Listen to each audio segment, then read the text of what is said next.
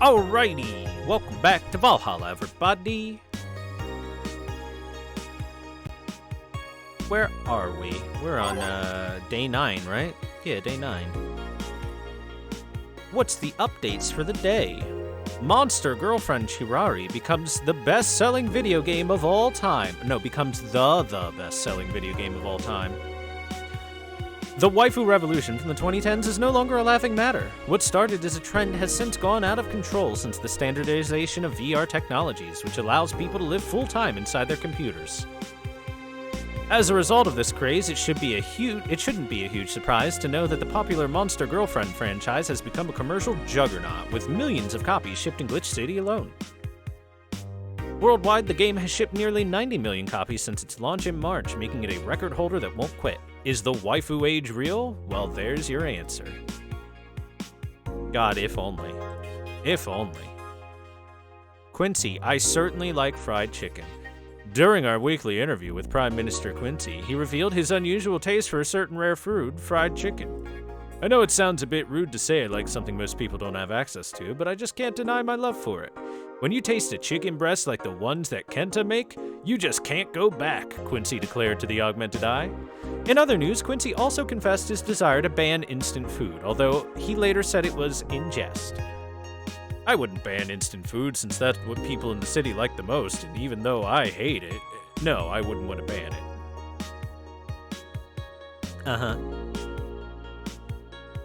Soccer popularity sinks as pro wrestling rises. Once known as the king of sports, soccer is no longer even a shadow of its former self. After the corruption scandals of the last World Cup, fans have begun drifting toward the theatrical magic of the pro wrestling industry. The latest GSF tournament pulled nearly 20 million viewers from Glitch City alone. As of this moment, fans seem to be vastly favoring pro wrestling. It's easier to follow something we know is predetermined as opposed to something that pretends it to be a legit sport, said a fan outside the arena. People kicking a ball is boring as shit, too. I mean, you can't be wrong.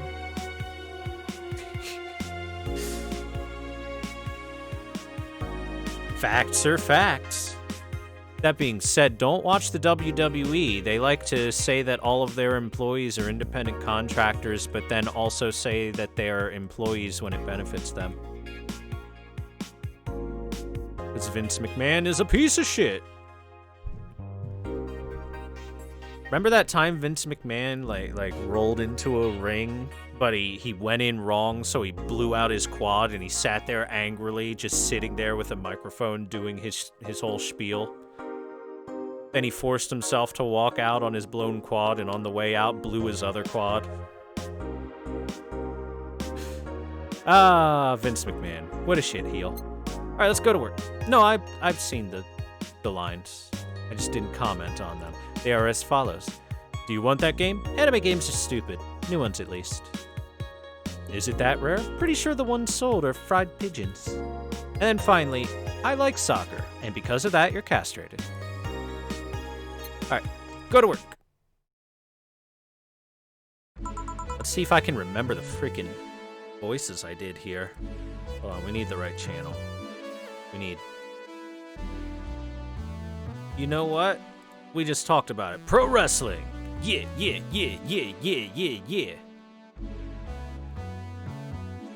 Evening. Oh, Jill, good timing. Is it? You two always make me feel like I'm late.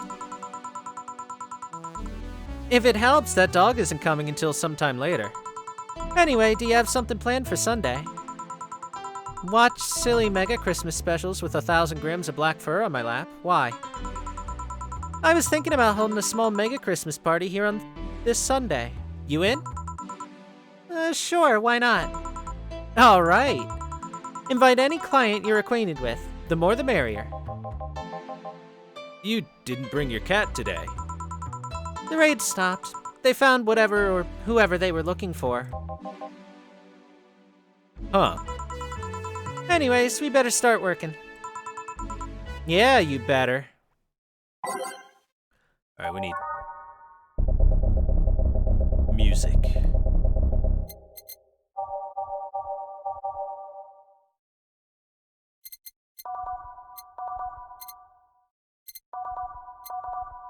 Sure, let's go. Boop. Time to mix drinks and change lives. Welcome to Valhalla. I want a fluffy dream. May I see your ID, please? I don't have an ID. I'm the ghost of Mega Christmas Past. I'll haunt you constantly unless you give me a fluffy dream. Do you have money to pay for the drinks? Well, Do you? Yes, I have money. The girl asked for a fluffy dream, but she's gotta be crazy if she thinks she's getting alcohol.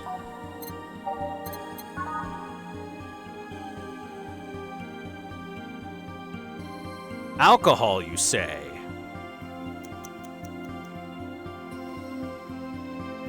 What's a little bit of alcohol?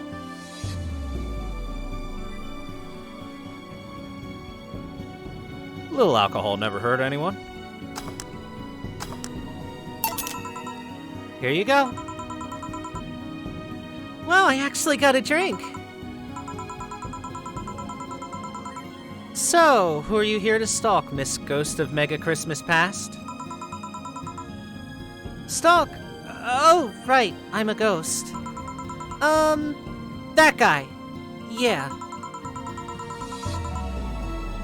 So, which employee did you leave without a Mega Christmas, Gil? Or Jill? Jill, please. Would have been funny if he reacted to that.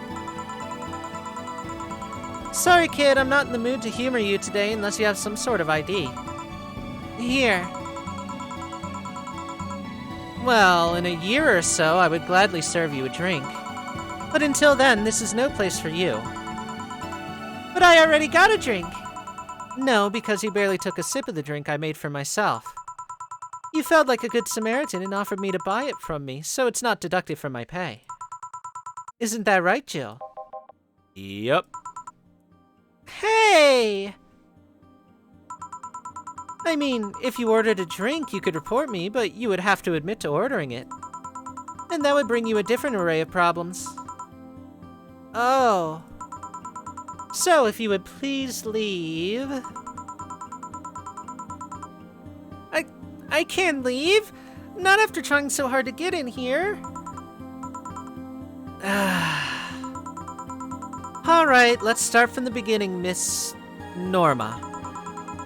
How did you know my name? I saw your ID. It could have been a fake ID. I don't think you're stupid enough to make a fake ID that doesn't put you at 18 at the very least. You're very sharp, Miss Bartender. You look like a nice girl, Norma, so why come to a bar like this?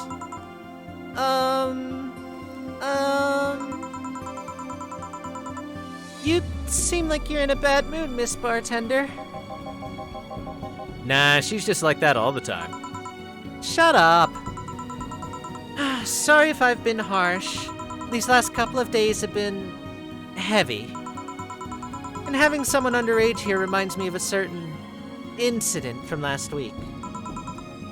Incident? Well... Look, don't change the subject, young lady. Why did you come here? What do you care? I can do whatever I want. Unless it's illegal, in which case anyone can, should, and probably will stop you. I just wanted to be more wild, you know? Wild? My mom puts way too many expectations on my shoulders. I've always been out to make sure I don't disappoint her. But it's never enough.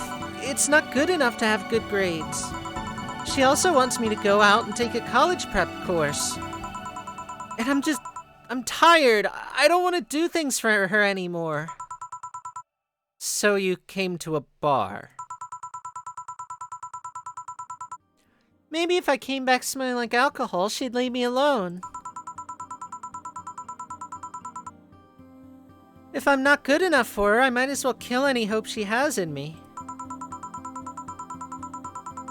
It's funny, I have a friend who's also being pressured by her mother. Really? Yeah, but in her case, it's being pressured to settle down and form a family. Oh. So let me get this straight. You came here to make your mother disappointed. Yes. Do you like alcohol? Actually, I think it's nasty. Then you're doing things wrong. Huh? If you're gonna disappoint your mom, at least do it with something you like. Like, become a belly dancer because you want to be a belly dancer. Otherwise, you're just trying to hurt her for the sake of hurting her. Let's start with something. What do you like doing? I don't know. I've been so focused on trying to be good enough that I haven't been able to think about what I want to do. Then don't you think you should start there? Huh? What good is doing something just for the sake of hurting someone?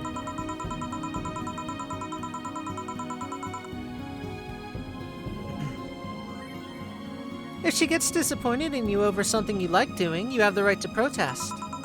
But if you're hurting her by hurting yourself over something you don't enjoy... It sounds silly, huh? Very. Go home, do some self-discovery before hurting your mom, would ya? Or at the very least, humor her until you're old enough to move out. Yeah, you're right. Thanks, Miss Bartender. Call me Jill. Jill, all right. Careful out there. In the end, you did humor her for a bit. Shut up. Oh, a doggy. Hello, little girl. Oh, shit. G&J, how you doing? You're late. Missed me, Jay? You're too early. Oh, good to see you here. Boss, will he be any good around here? I'm right here, you know. I know. Of course. I spend lots of time training him. Why do you think he didn't show up last week? Because how the hell would I know you'd bring a part-timer dog? Here, let me show you. Sit. Sir, yes, sir. Roll. Sir, yes, sir. Paw. Sir, yes, sir. Training. Of course. He's only shouting, sir, yes, sir, and not doing anything else, though. I never said I did a perfect job. Huh? Is that a motorcycle? Next, damn it. Oh, shit. Hey, not my office. In the end, he's just a dog, I guess. It's Akira. Yes? Bathroom. Oh, sorry, it's only for clients. Just promise me you'll buy something afterwards. It's that door over there. Who the hell are you? The other one! Sheesh. I said get out of my desk! But the world's ending! It was just a motorcycle. They're the four riders, then. There's a horseman, and it already stopped. Thanks. Don't mention it. Look, I need to buy something now, right?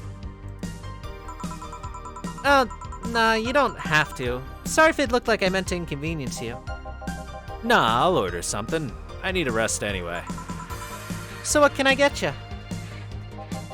A, piano woman would be nice.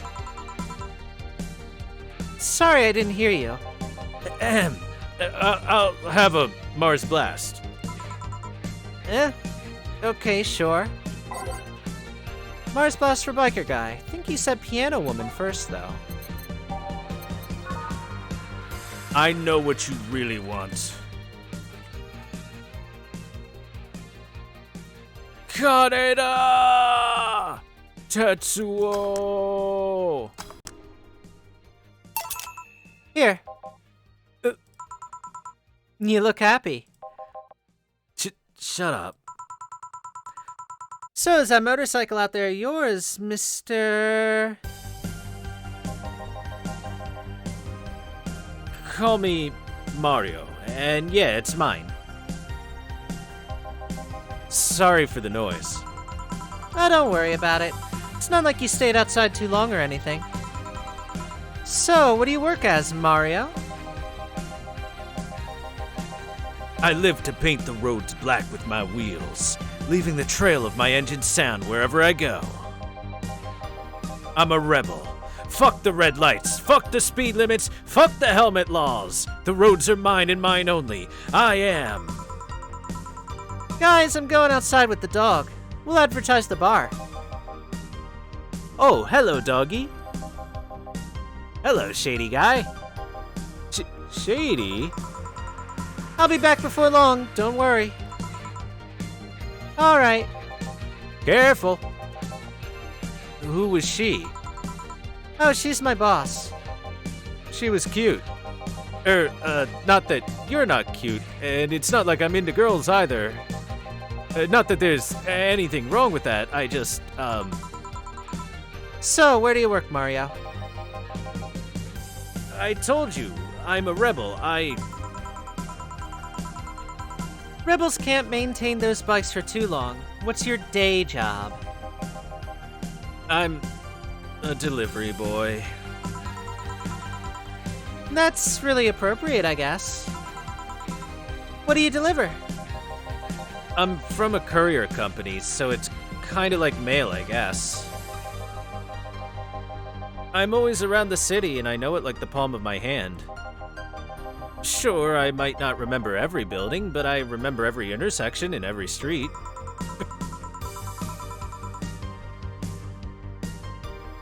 That's nice. I still can't take detours without feeling totally lost. Try guiding yourself with the help of landmarks. Around here, the Saber Station's antenna is a good reference. What do I care? Fix that yourself, bitch. You want anything else, Mario? I guess a moonblast would be nice. Moonblast? Gut punch. Yeah, that one. Moonblast! Let's get mooned.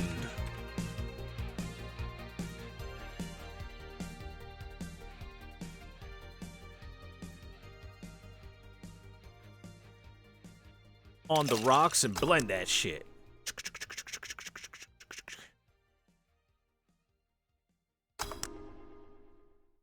Here you go, idiot.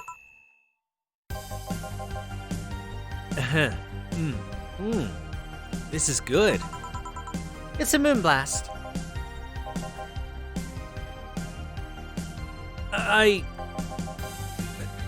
No, never mind.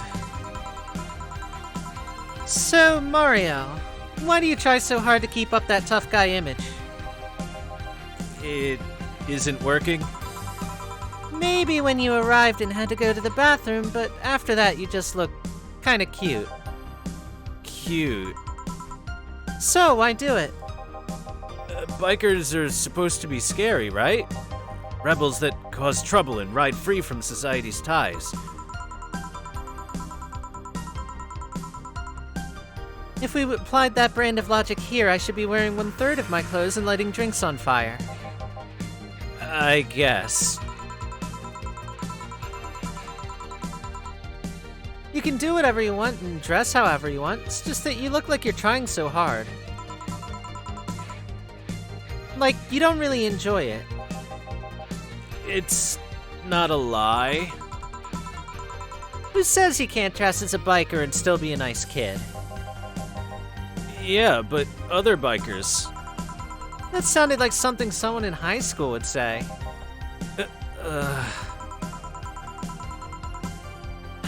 Look, it's just advice. Don't take it too personally. No, you're right. I don't have to be that way. Unless you want to. I ain't stopping you there.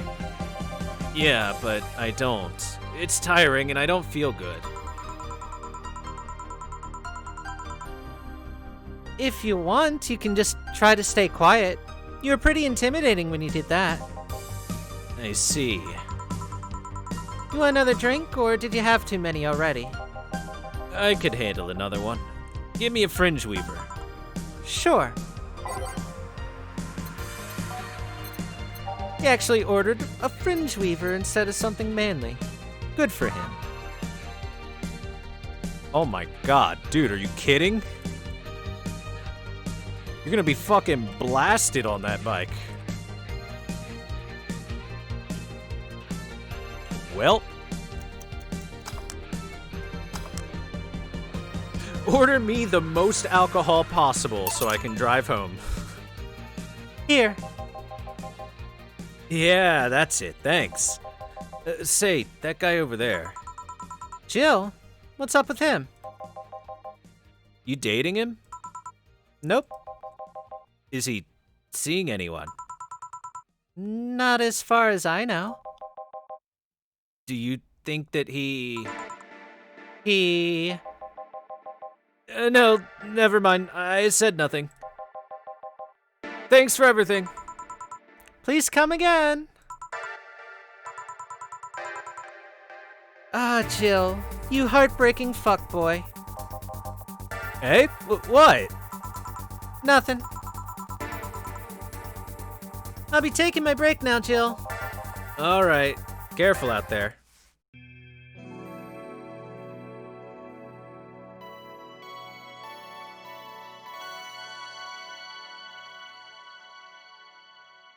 Save.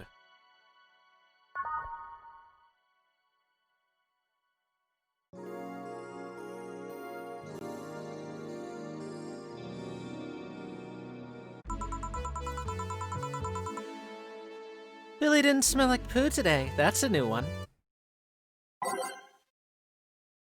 I'm fine with keeping this song lineup. This is a good song lineup for now. All right, back to business. Back. Any luck? I managed to give out some flyers, but most people were distracted by the dog.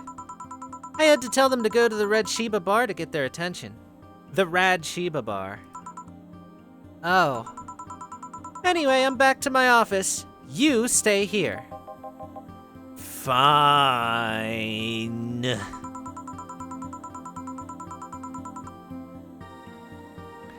The door opens and the crowd goes wild when they say, "Ah, doggy!" Sup, little girl? What are you doing in a bar? Honey, some help here. Hey dog, I heard cats in the alley. Really? I'll go check him out. Oh no, that was a scared dog. I thought that was an excited, happy dog. Wow, you really are bad with dogs, huh? Did I make it too obvious? Why though? I don't know. Oh, hey John! Hey. I think it's because I just get that trait is random. When AIs are created, they're given fears or tastes completely at random. I just happen to get stuck with a fear of dogs and chinchillas. Chinchillas are extinct, though. Thank God. So what do you have? Well, it's that time of month, so I'll have a Bleeding Jane. Coming right up. A Bleeding Jane for Dorothy in honor of her time of the month.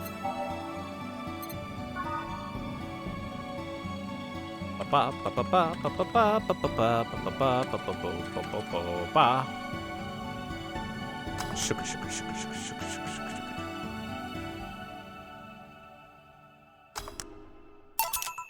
Here. That time of the month, do Lila menstruate? Yes, oil. No, silly, we don't. There are a few maintenance things we have to do every month, but those are a different story.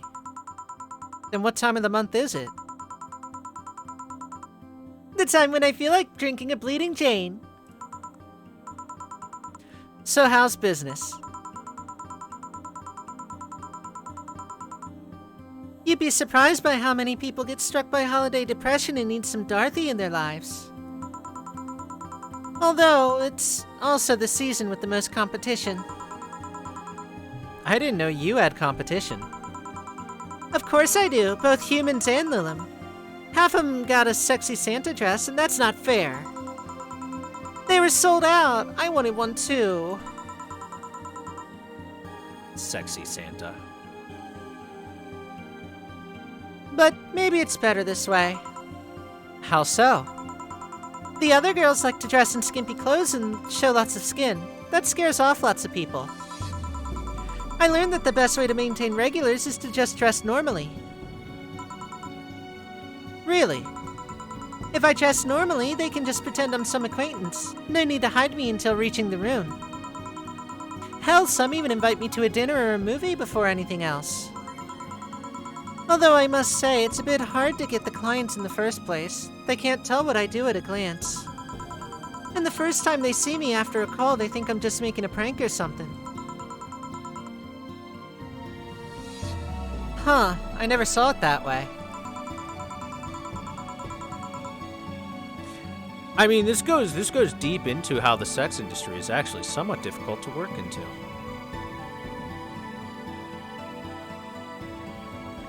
Which reminds me, do you serve only humans or do you serve Lilim too?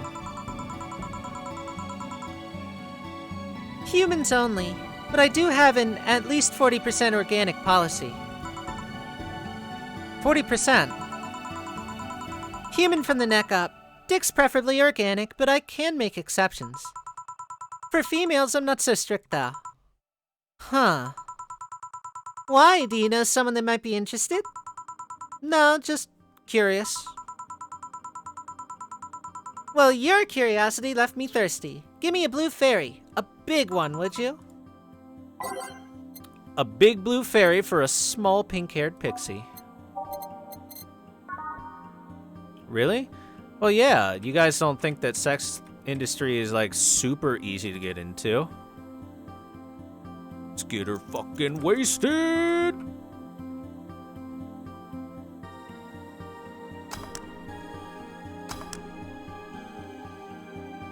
After all, think of all the competition out there that you have to compete with.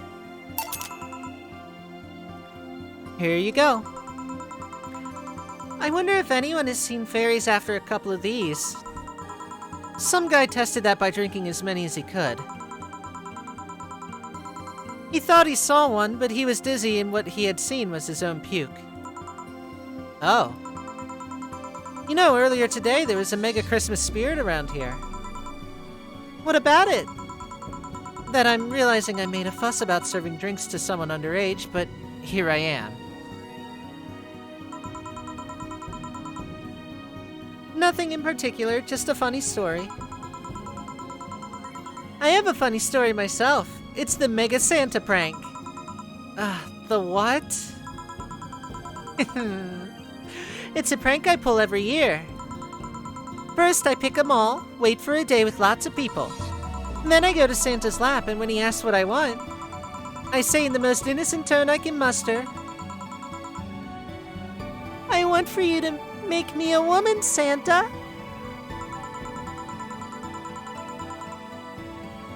Sometimes they try to cover it up. The Lilim wants to be human. It's then that I say, no, I want you. After that I say, well, at the very least I want a dildo, a big pink one, or a very bumpy cucumber. Sometimes I spice it up. Instead of cucumbers, I ask for a pony and a crane to lift him. I once thought about screaming, help, I'm being molested. But I remembered it was a prank. I didn't want to ruin the guy's life. How considerate. Although I did get a client that way, he became a regular soon after. Huh. Well, yeah, 3 years and they still don't get that it's always me. Oh yeah, how old are you? Old enough for anything you want. Numbers, come on, I need numbers.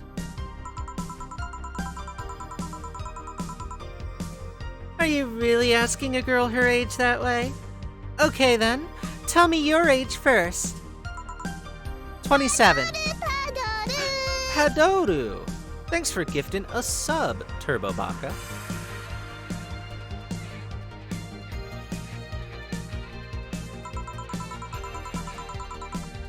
No fair, you didn't get all fidgety or anything like that. Fine, I'll tell you. My model's designed to look between 10 to 13 years old, but my last checkup said my mental age was 24. How long since you've been deployed? That's just a secret I'll keep with me.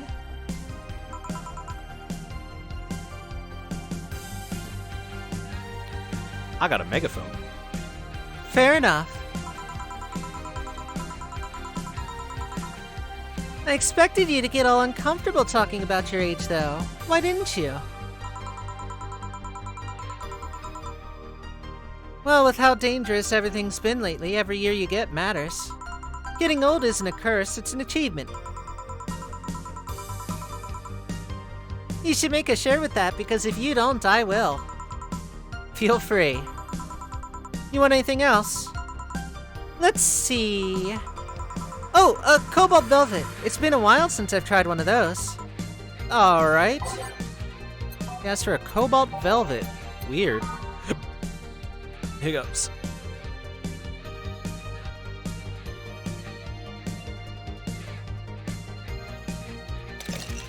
Mix it, mix it, mix it. It's like champagne served on a cup that had a bit of cola left.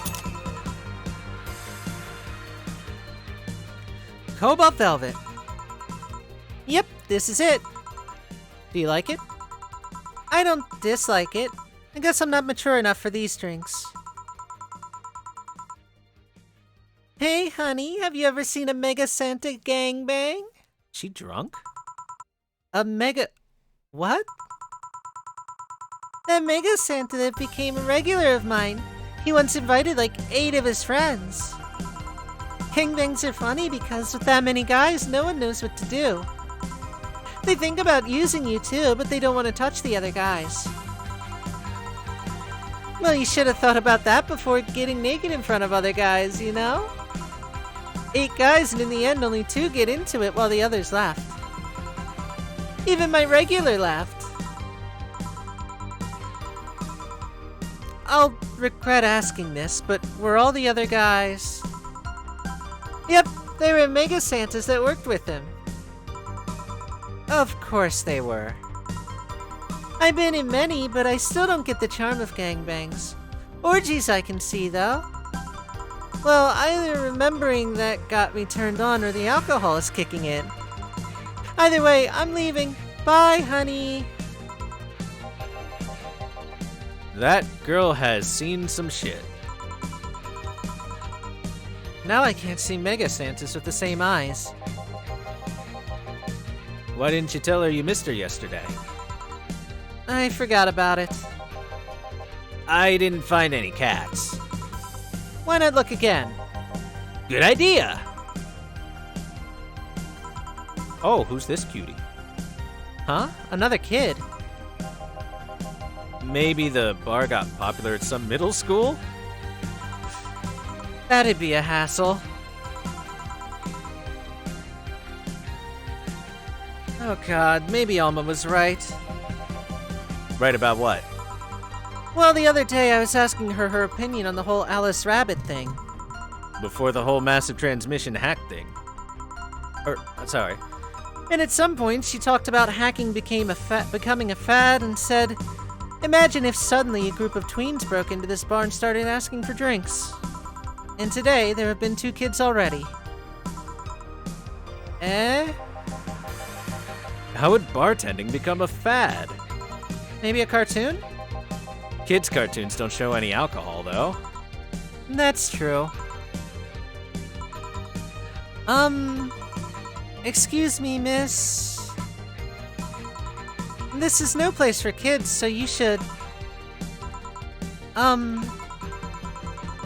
Jill, she's staring too much, and she's saying nothing.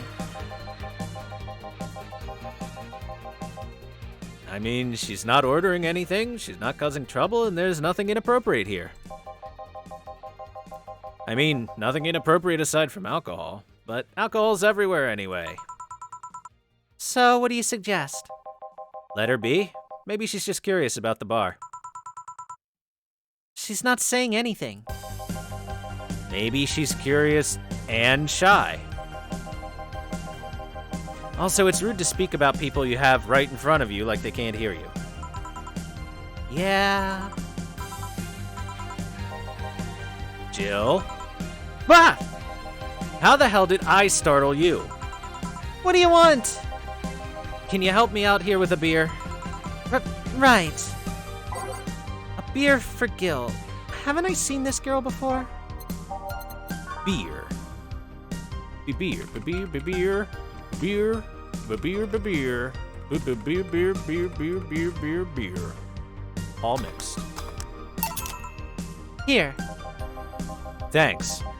And lower your guard a bit, please.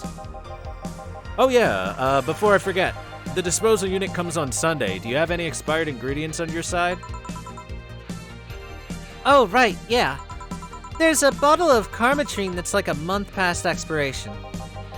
Put it by the sink so I remember to dispose of it. Thanks. Hey, miss. She speaks. Yeah? Are you happy? Am I happy? Well, that's a weird question. I'm not sad, I guess. I'm not jubilant, but... No, I mean, are you happy with your life? With your choices? Deep question. I mean, I might have one or two regrets, but I guess it could be worse. Regrets? Yeah, I mean, don't we all? I see.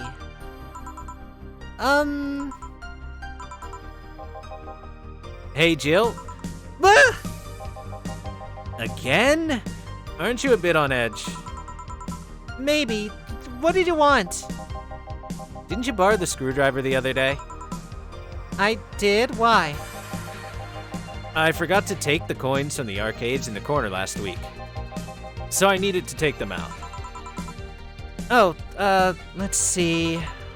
Here. It's not like they see much action these days anyways. Chump change is still money. Pocket change has saved my ass many times. What? Did you throw it in someone's face while escaping?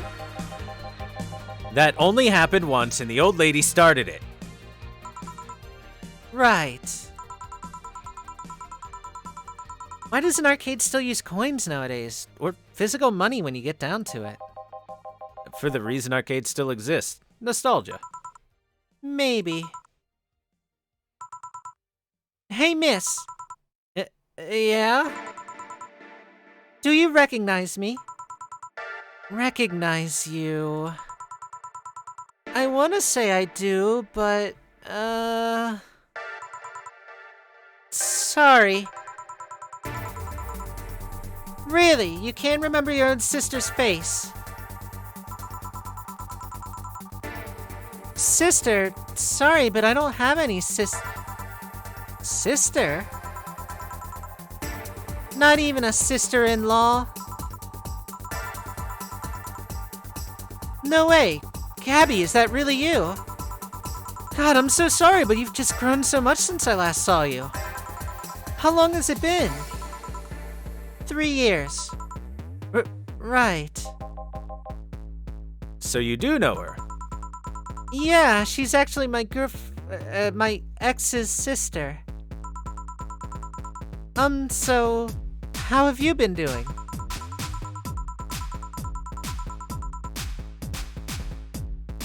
I actually had to transfer schools and I managed to skip a grade thanks to the admission tests.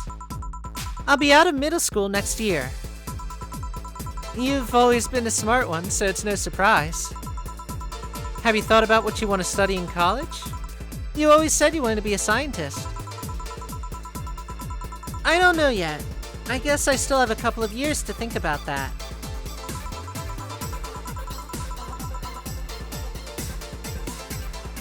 Well, don't you feel pressured about that? Maybe you'll need a sabbatical year. So, how's Lenore? Wait, who's Lenore? Her sister, she was my girlfriend. She looks mad AF? Of course, we forgot about her. I'm like 80% sure she wants to fuck Jill. Female Jill. Femme Jill. So you actually had a relationship with something that's not a cat. Color me surprised. Hey, don't talk shit about my baby. Ahem. So, how's Lenore doing? She's dead. I'm sorry, I don't think I heard that right. My sister is dead, Jill. She died last Saturday. I came all the way to tell you the news. Come on, Gabby, stop fooling around. No, you stop fooling around. I mean, wow. My sister was left to suffer her disease alone while you were all merry here, mixing drinks and chatting. Wait, Lenore was sick. Of what? Since when? Localized nanomachine rejection. It gave her a heart attack.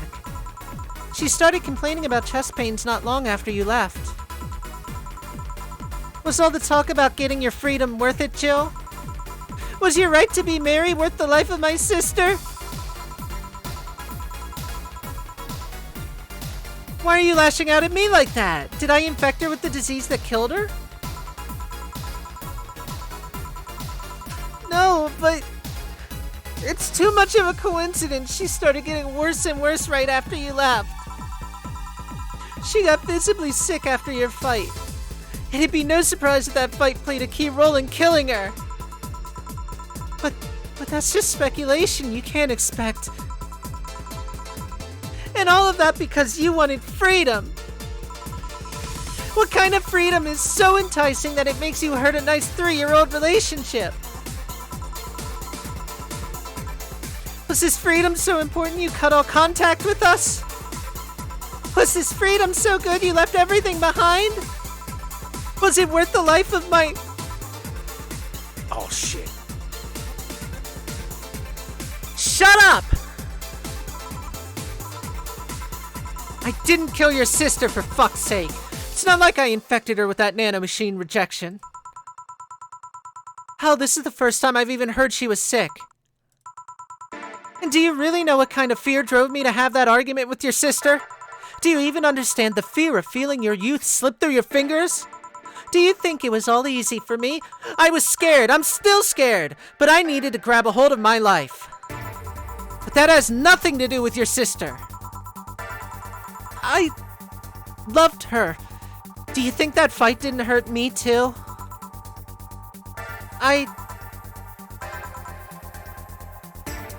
Fuck!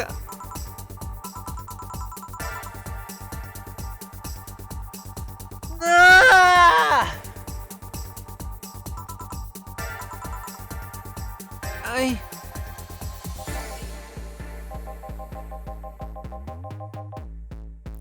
I'll make sure that girl gets to wherever she wants to go safely. Meanwhile, Chief... I know. Come on, Jill. Let's take you home. That's a rough one. Home sweet home.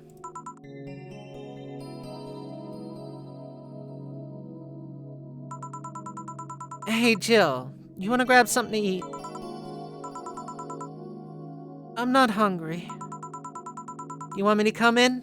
Keep you company? I'm fine. Fine, I want to be alone for a bit. Jill.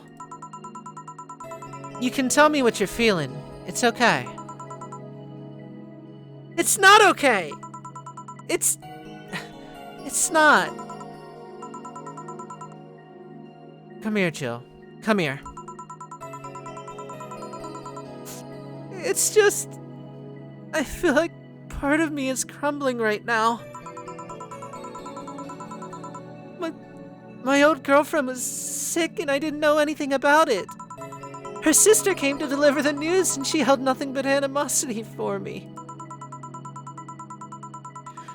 And not only that, I lashed out at her too. History fucking repeats itself. Maybe if I hadn't cowered back then and apologized. Maybe if I wasn't such a selfish little shit. Maybe.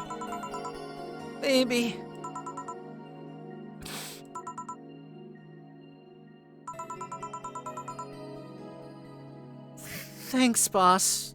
I really needed this. You want me to stay with you today? Thanks, but I actually need some time for myself. Some me time to put my thoughts in order. Yeah, I understand. But don't do anything funny, you hear me? If any weird thoughts come to you or if you feel too anxious, call me. Yeah. Hey, Four, she's in your care, you hear? Meow. Remember to call me. I'll call you later to check on you nonetheless.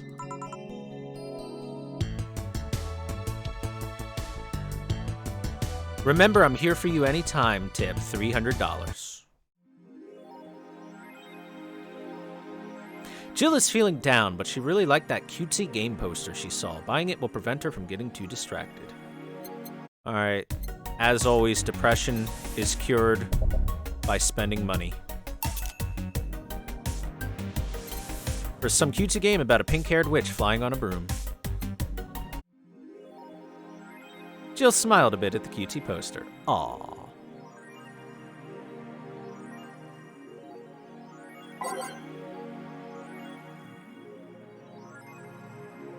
'66 American kid returns. Challenges Giant Yusuke to a title match. Ever since Giant Yusuke won the GSF belt, he's had nothing but negative response from fans.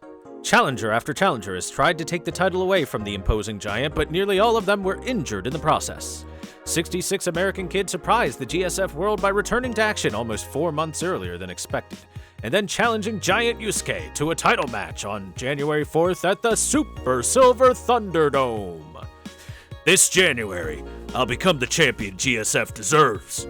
66 American kid proclaimed during a promotion in front of 25,000 fans in the Kokoro Hall. New act proposes increased surveillance. We have nanomachines tracking people 24/7. However, due to the violent protests that have taken place recently, Prime Minister Quincy is now proposing a new law that will allow the government to shut down anyone with nanomachines in their body using a pulse signal. Many people died during the protests, and that could have been avoided if we had more control over the masses, Quincy said during a parliament meeting. We have the technology to simply shut down lawbreakers.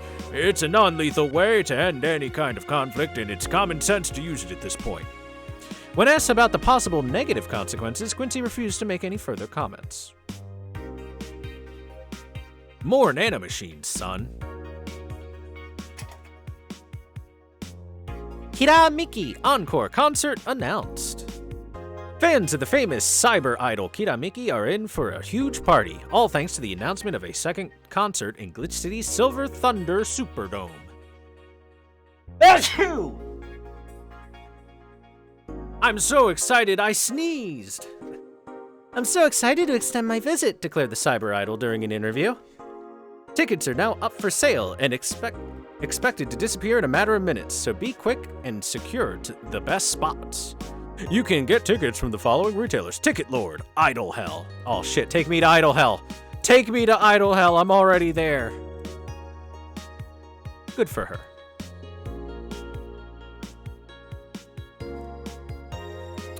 AM Township 64 is the new one. Nano Camo underwear was old.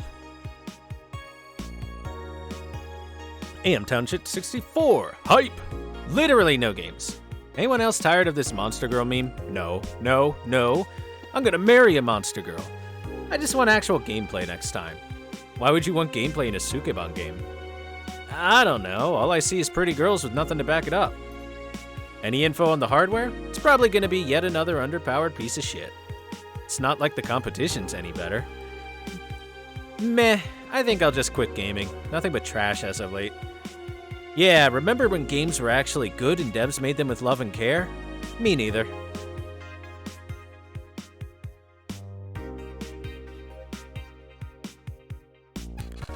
Makise releasing EKDV 186 update. Is this the greatest thing to ever grace planet Earth? I literally can't stop touching myself. Such a high quality release. But why is the camo blurry? I think it's the regulation for the civilian models.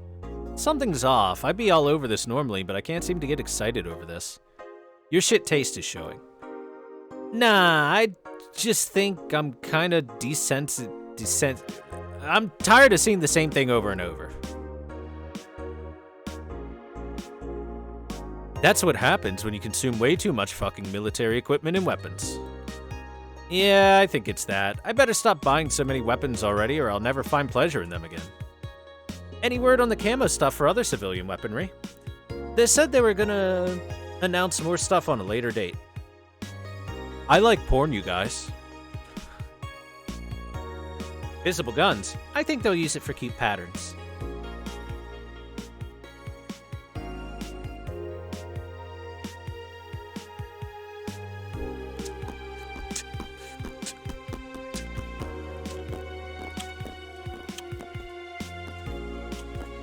All right, go to work.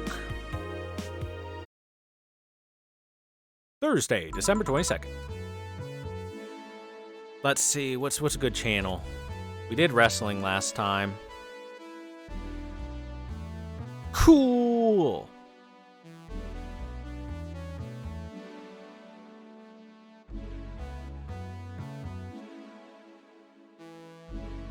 Yeah, let's watch a Sentai show. Let's watch some Kamen Rider. He's almost dabbing in that pose. Good evening. Are you okay? I feel like shit. You sure you should have come then? You're in all the right to stay at home. I have to come. I threw away everything I had in my life to be here. People I loved were pushed aside just so I could enjoy my freedom of being here. My stupid, stupid freedom.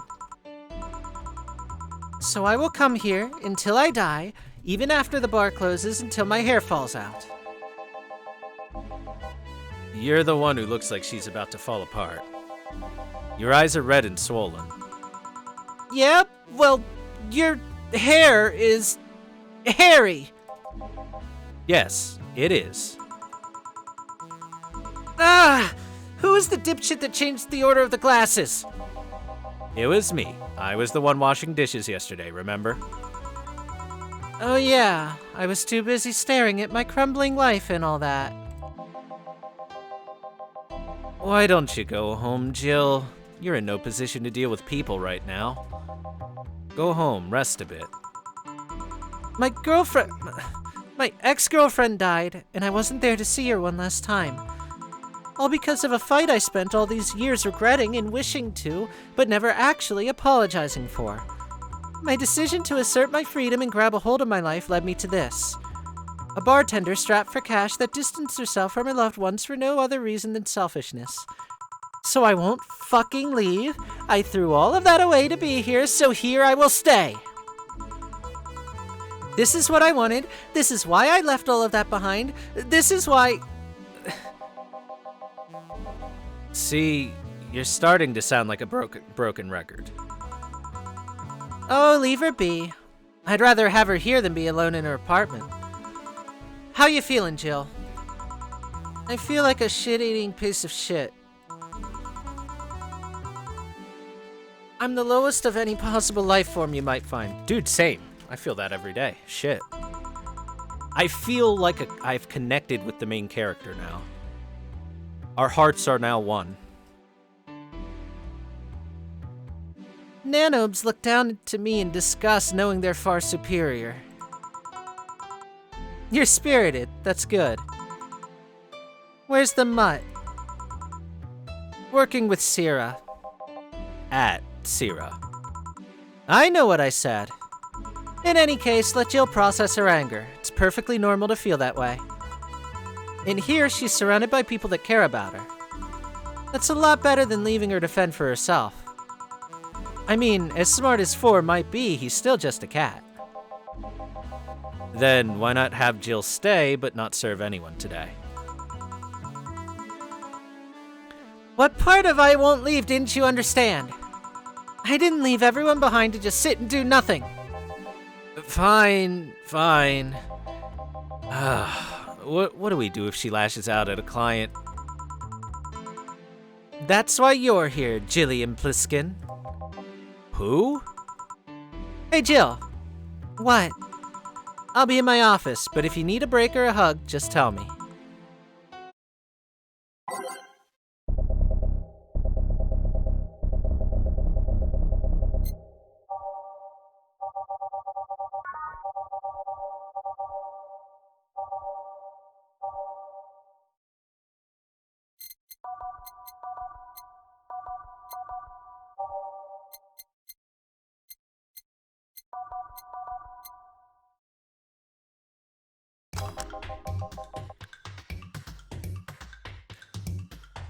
Give me a hug, chat. Oh, you already put on music. This is gonna be an interesting day.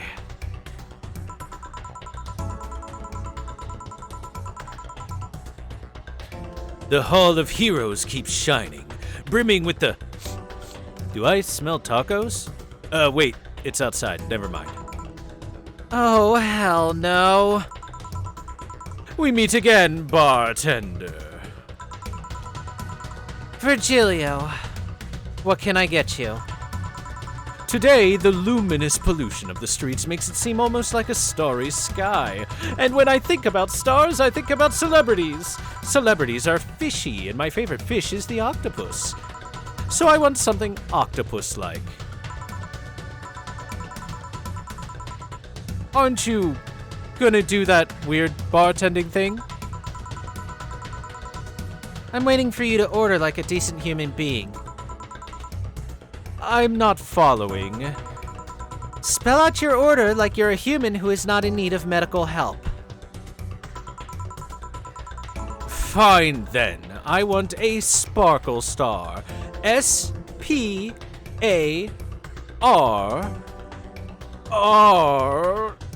Cool star.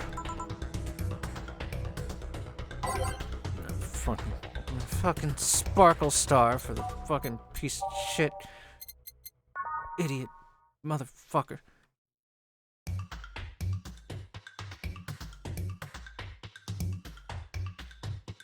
Fucking get you drunk, asshole. Drink this, bitch.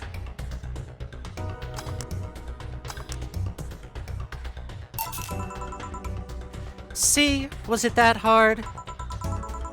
Have you tried to spell under pressure? You look angry. Spelling bartender. Are you having that time of the month or something? No, I'm just filled with ridiculous amounts of anger, pain, and self-hate, and... on second thought, you're not that far from the truth, I guess. Oh, I get those too, you know? Periods. You do? Yes, last month I finally got over my renaissance and moved to my enlightenment. And here I was thinking you'd get to say something serious for once. Are you implying I'm not serious? Glaring holes through me will do nothing. I'm glare immune.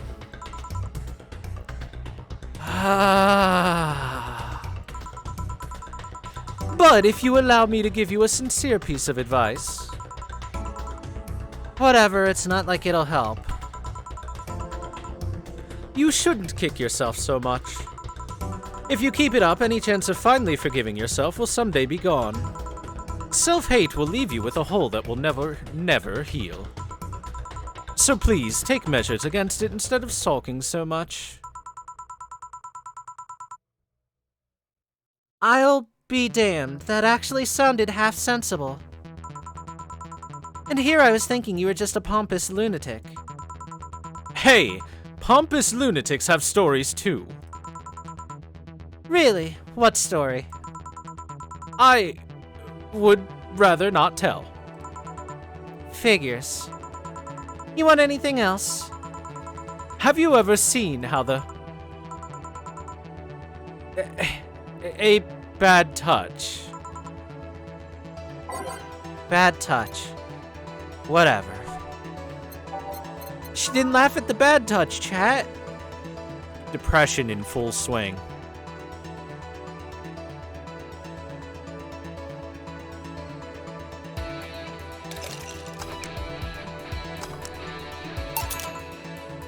Here. Yes, I suppose this is the one. Maybe he's right and I shouldn't be so hard on myself. Even though I deserve every second of it.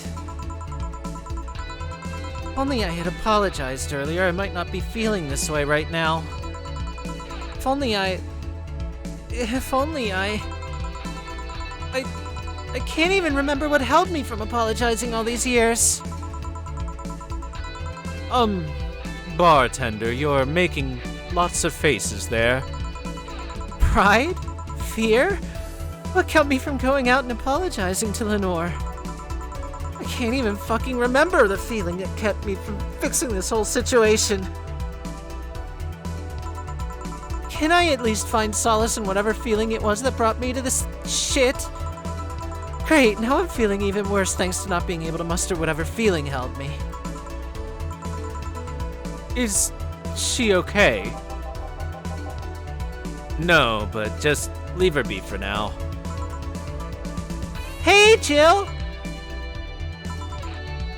Eh? Oh, thank God, a normal person. Whoa, mummy! No, I don't have kids. Still more normal than this twat. How you feeling, Say? My bones are still broken, but at least the cuts are healing nicely. Thank God I'm not someone that scars easily. I mean, wounds don't leave me marks. It'd be a problem if I couldn't get scar tissue. What happened to you? I fell off 2.5 stories into some trash and rubble. You look better, though. Last time you came, you looked like you were about to collapse emotionally. I guess. You're the one who looks like it now, though. How do I put it? It's like when I called you your full name, but magnified. Yeah, don't mind me too much. I'm in a bad mood. Anything I can do? Please forgive me if I suddenly lash out at you or anyone else. Do you want something? My tongue's not so sensitive today, so let's have a beer. And you? Such a change in tone. And you? I'm fine, I don't need anything. Beer. Make beer. Big beer.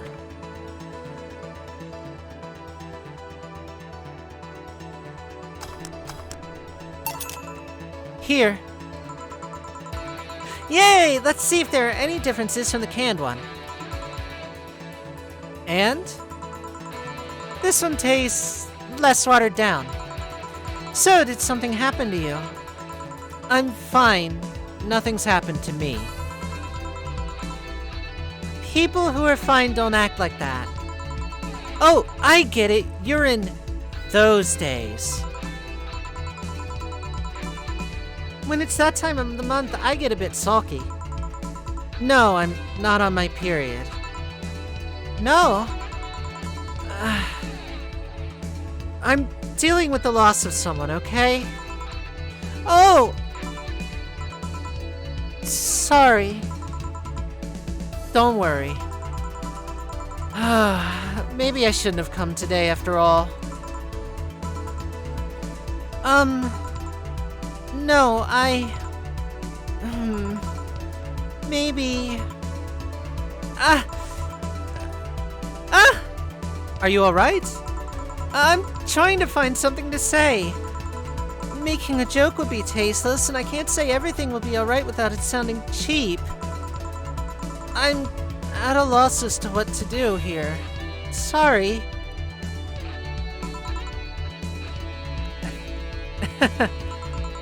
Wanna hear something weird? I was exactly like that when Stella came here on Monday talking about you. Oh. Well, ladies, I'm leaving. Virgilio. Yes? You were just sitting with a Valkyrie. Really? Splendid! This'll make a good entry in my poems blog. I'd feel bad about the way I treated him today. If not for the fact that he was being cryptic with his orders for no good reason. Like Stella when she first came. Yes. No, I mean... You could have given him a free beer or something and apologized. Yeah, I just keep messing things up with people. But you know, he seemed familiar. Familiar? Yeah, I can't put my finger on it though. I just feel like I've seen him somewhere. Oh well, it might just be that he looks like someone from an ad or something.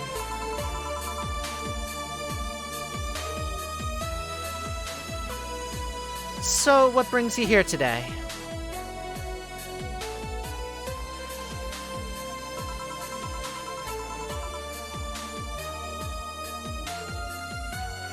I wanted to come with Stella, so I'm waiting for her.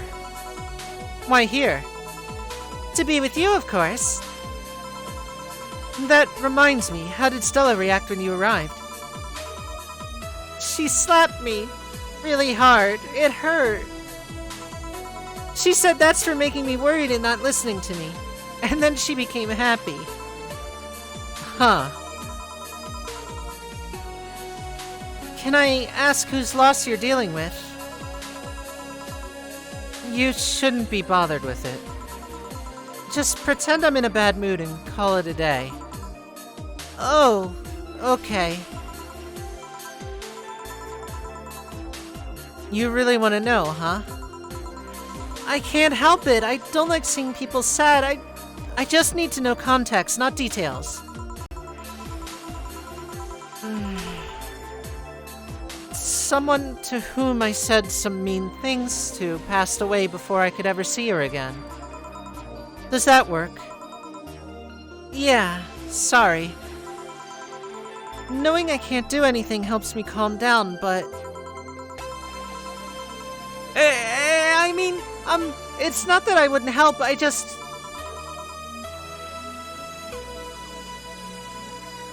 Calm down. I get it. I can't contain myself when I see people in need. But I've learned that there are times when you just can't do anything, and that's kind of fine.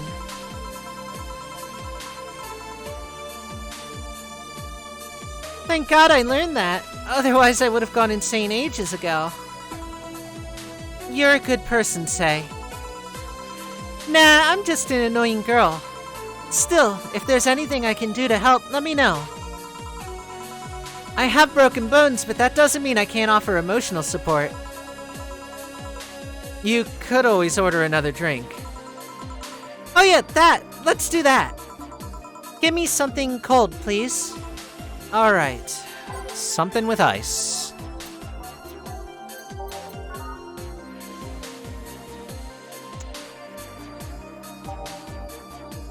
I want to give her something with ice worth a lot of money, so a bad touch is a maybe.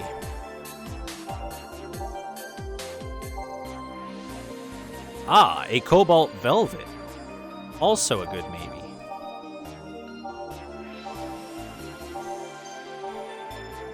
Because we need money. We need money to pay bills. I think the Cobalt Velvet right now is... Oh shit, the Piano Man. Piano Man.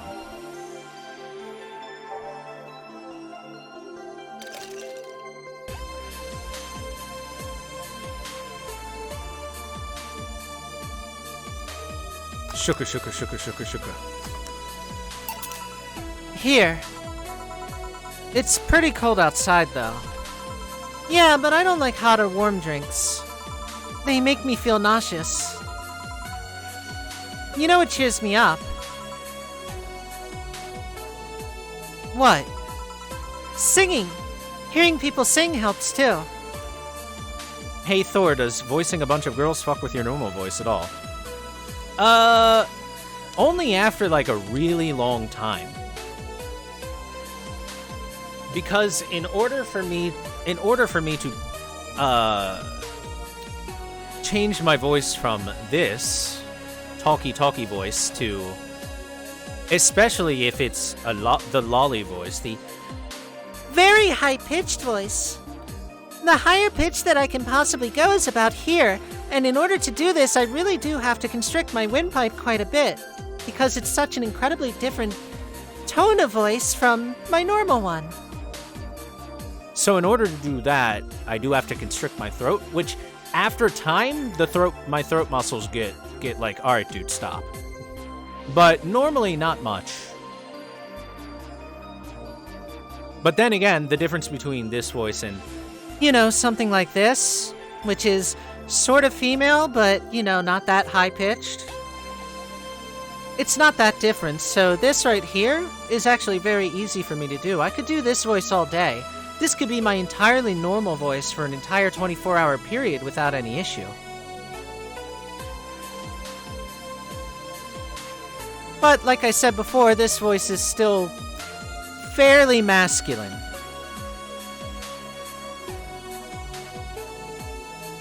So yeah, it doesn't affect me too much. Comes from many years of trying to imitate other people's voices from like cartoons and stuff.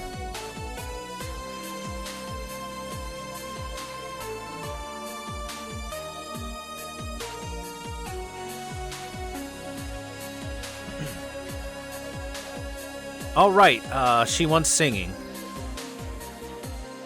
Dame dane, dame yo, dame nano yo.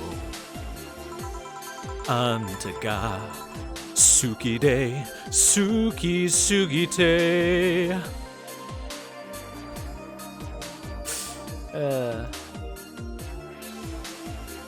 There we go. That's the singing chat wants. Do you sing? I mean, did you take singing lessons or something? Nope. People have told me my voice is pretty nasty, actually. But they've also told me I'm good with the harmonica. So you play the harmonica? I needed something to do some breathing exercises with. And a harmonica is a lot smaller than a tuba. And I guess if you practice enough, you become decent.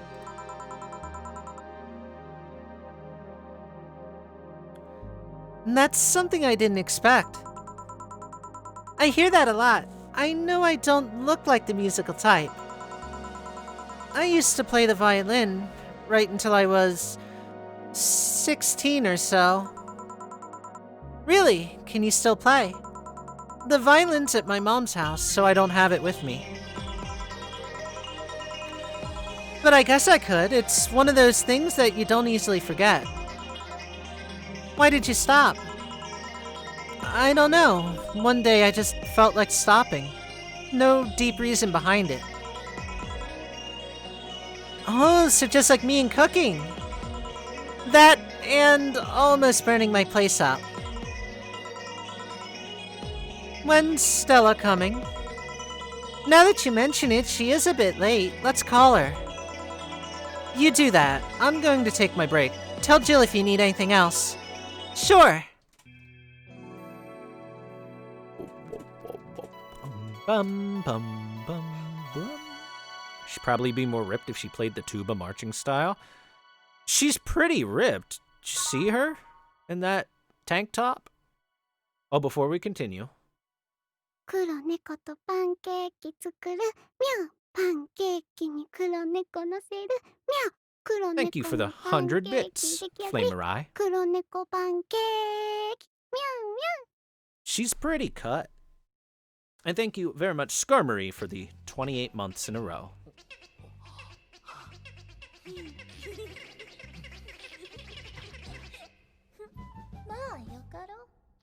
Here is some useless emotes. Thank you for the useless emotes.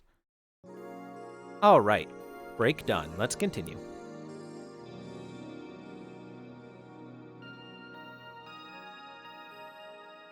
黒猫とパンケーキ作る。ミャオ。パンケーキに黒猫乗せる。ミャオ。黒猫のパンケーキ出来上がり。黒猫パンケーキ。ミャオミャオ。 Dude, more pancakes. Thanks. Stella and Say make me a bit jealous.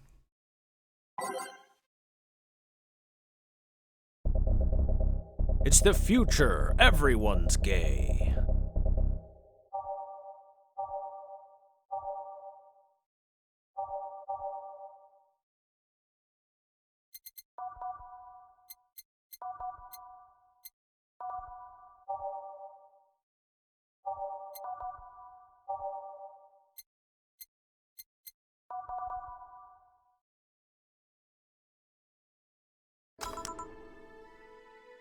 Back. Looks like you've calmed down. I still feel like kicking myself, make no mistake. But I guess I cooled down a bit. Say helped a lot with that one. I just can't stay mad when I see her. Speaking of which, where is she? I believe she went outside to look for that Stella girl or something.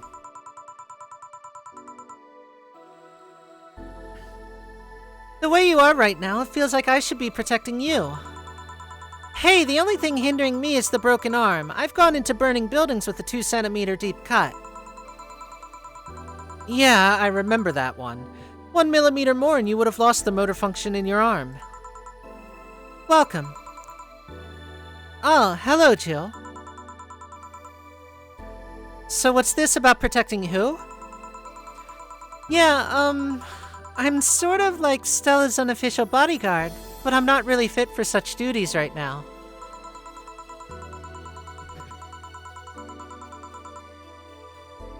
My father insists I go everywhere with protection, so most of the time I only ask Say if she feels like going out.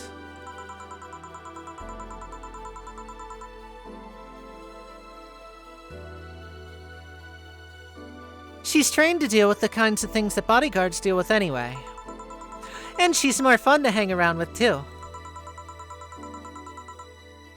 So I'm assuming that gorilla outside is a bodyguard. That's Buster. Pretty cool guy. He played football professionally until he lost his leg in a demolition derby.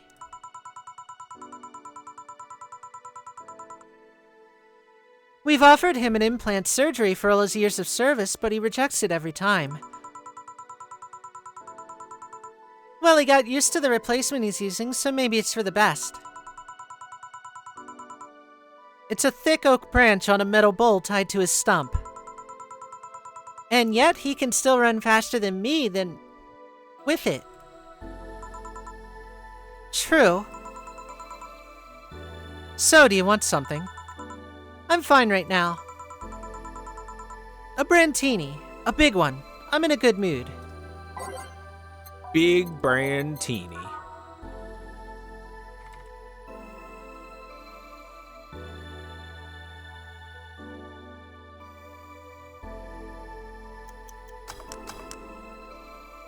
Whoop.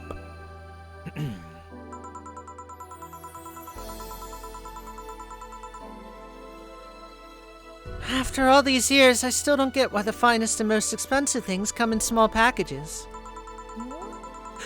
Ever tried to go to a restaurant only for them to serve you a really small portion of some fine food? Sometimes you just want to stuff yourself with really cheap food. Say, let's go for some hamburgers later. I'm not taking a no for an answer. I know what you mean when you say some, you know. You might as well call the place and tell them to prepare everything in advance. Food. Nom nom nom. Can I ask you two something? Sure. I suppose. How did you two meet?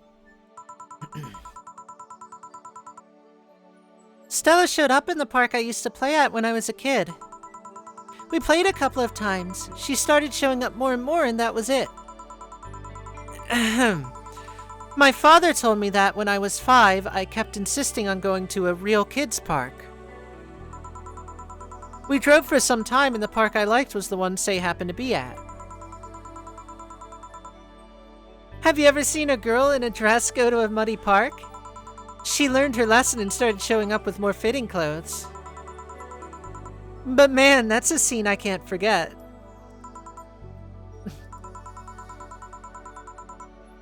So you two have known each other for most of your lives.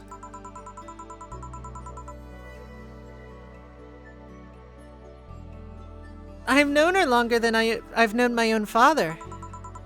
So why the question? No reason. You two just look so comfortable with each other.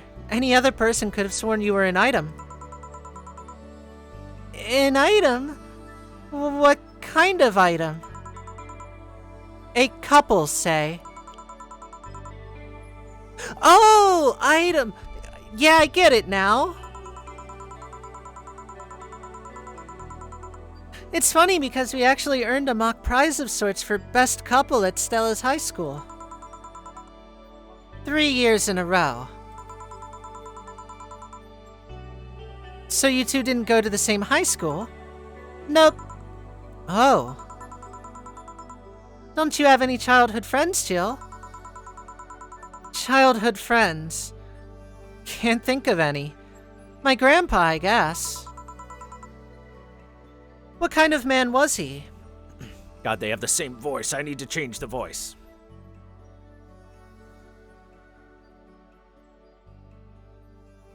What kind of man was he?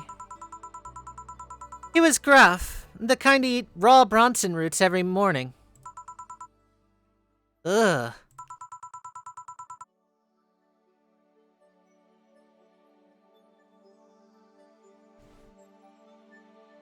But around me, he was different.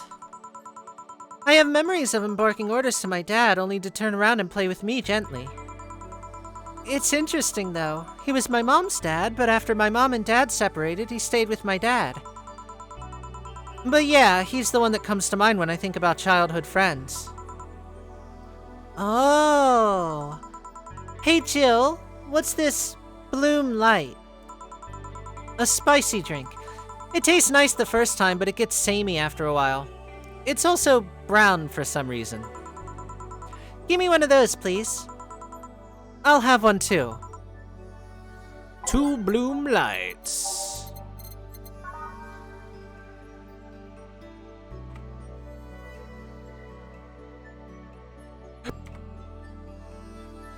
Make them big.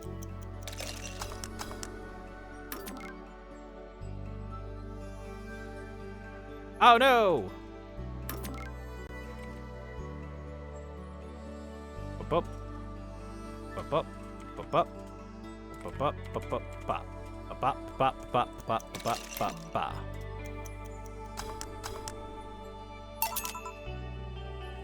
Here. I don't know, I kinda like it. Yeah, but after the third one, it starts tasting like sand. Spicy sand, but sand nonetheless. Who's dimming the light?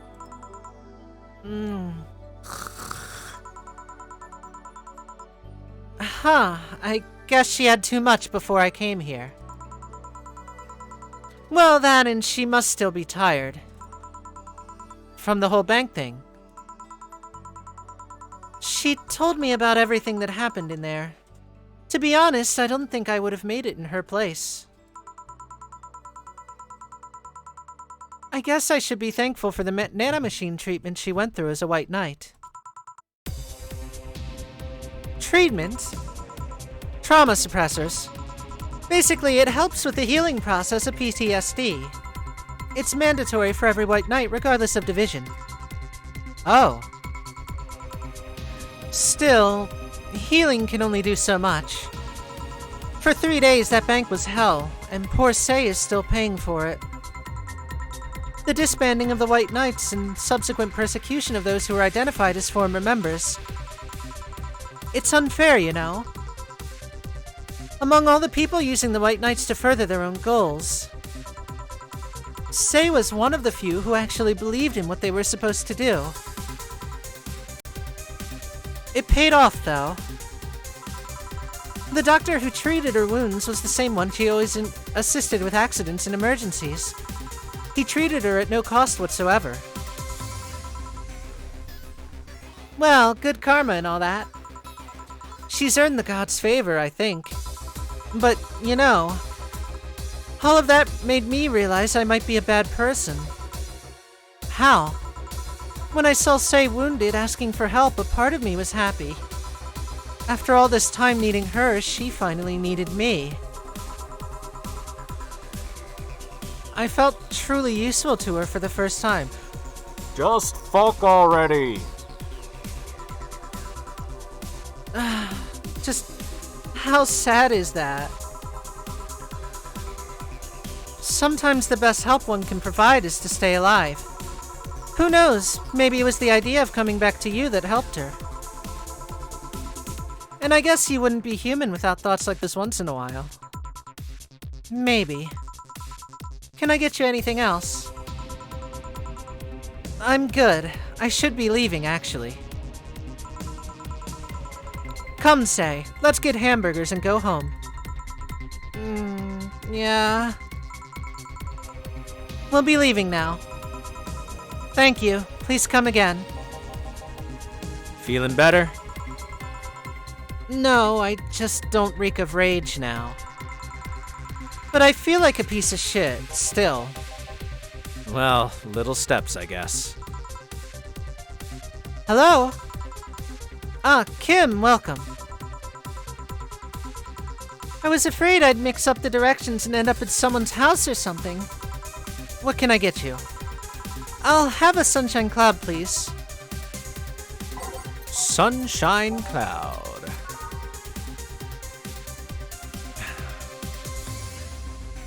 With lots of alcohol. Let's get her nice and drunk.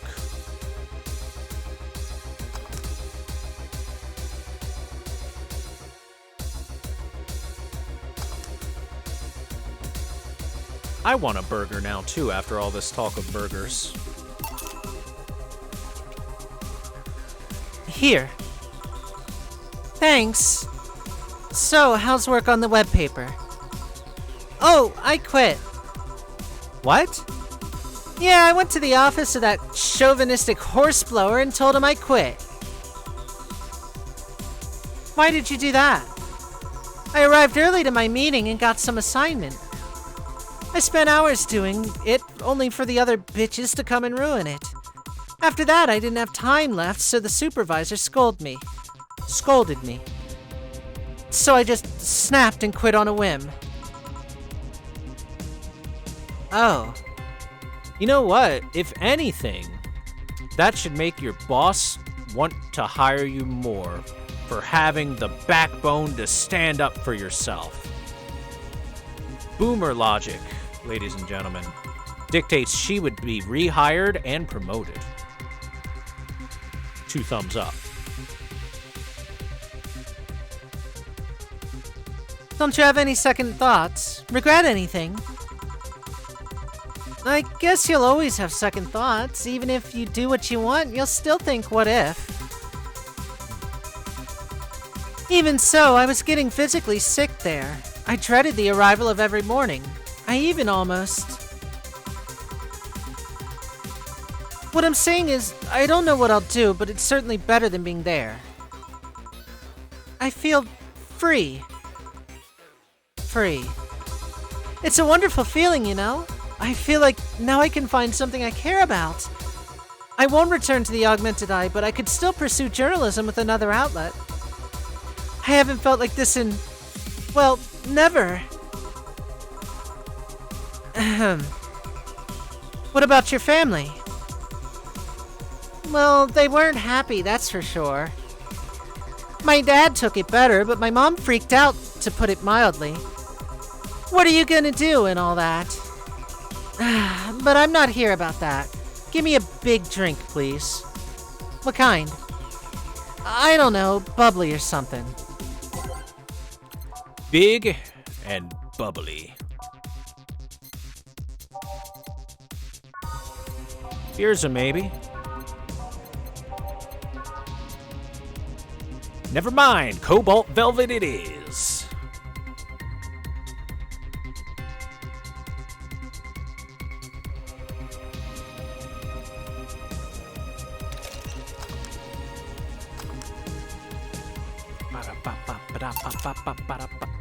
Here.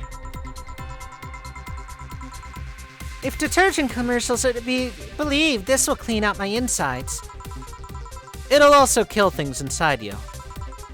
I gotta ask though, how'd you end up working there? No deep reason. That's what I did when I got out of high school. Taking a year off was out of the question, so I went for the first thing I thought about. But I couldn't get into the robotics course, so I settled for journalism. To be honest, I got tired of the job midway through it, but I couldn't bring myself to leave. Too much pressure from my family.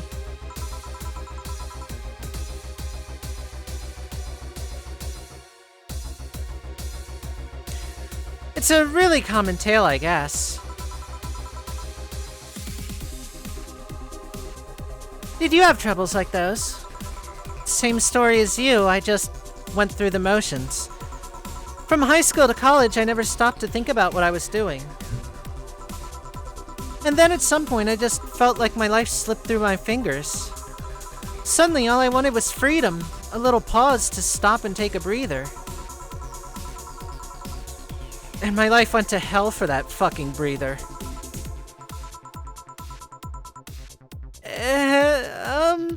Give me something.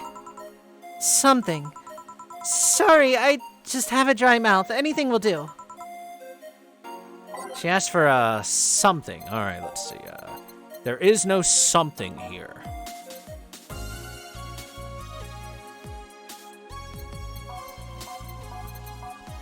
What do you think? Some rum? Some rum would be something. No, wait. She needs more alcohol.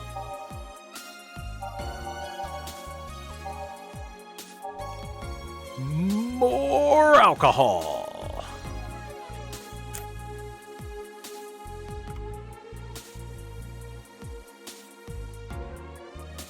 She must become the drunk.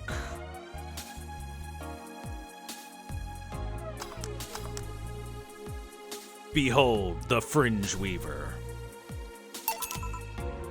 Here. Thanks. I feel like I asked something I shouldn't have. Don't fret about it. I'm just in a rough spot right now. What are you gonna do now? Honestly, I don't know. I do feel liberated, however.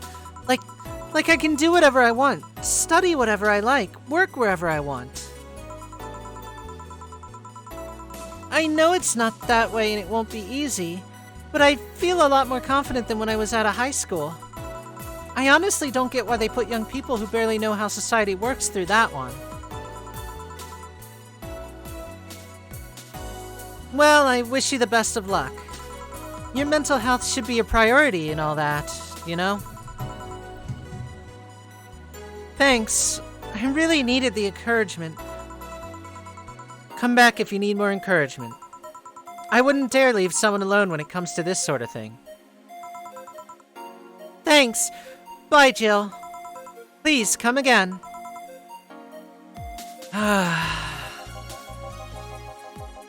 You know, you should take some of that advice for yourself. I know. Let's call it a day for now. You need some rest.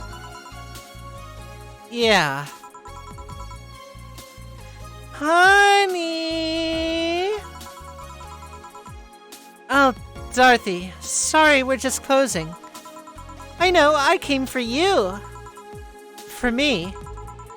Why are you hugging me? I paid her to do that. All night long. Come again? To put it simply, Dorothy will go home with you and she won't leave your side. What do you hope to accomplish with that? Well, at first it was to calm that rage you had earlier. It was either hugs or a cold bucket, and I don't promise there will be any water in it. You calmed down a bit, but honestly I know better than to leave you alone for another night. At the very least, all the cuddling will give you an epiphany or something. That's some alien reasoning right there. It's not. You need hugs. Many. You need some humanoid contact right now. You had your alone time. Now we're playing by my rules. Please take care of me.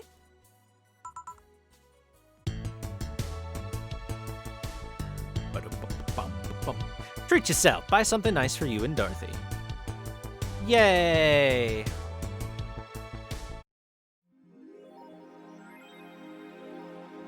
Jill wants to get in the holiday mood. Buying a mega Christmas tree will prevent her from getting too distracted. I need $8,000 for the 24th. I have that much money right now. How much is a mega Christmas? Oh, no! Fuck! Reset!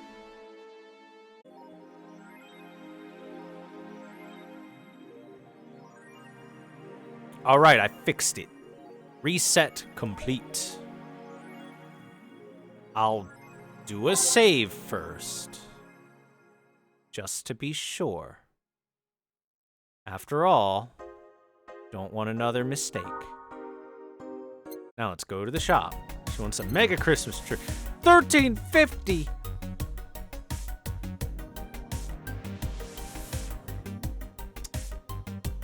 I would need to make $600 to have enough money. I think we can afford that. Bam!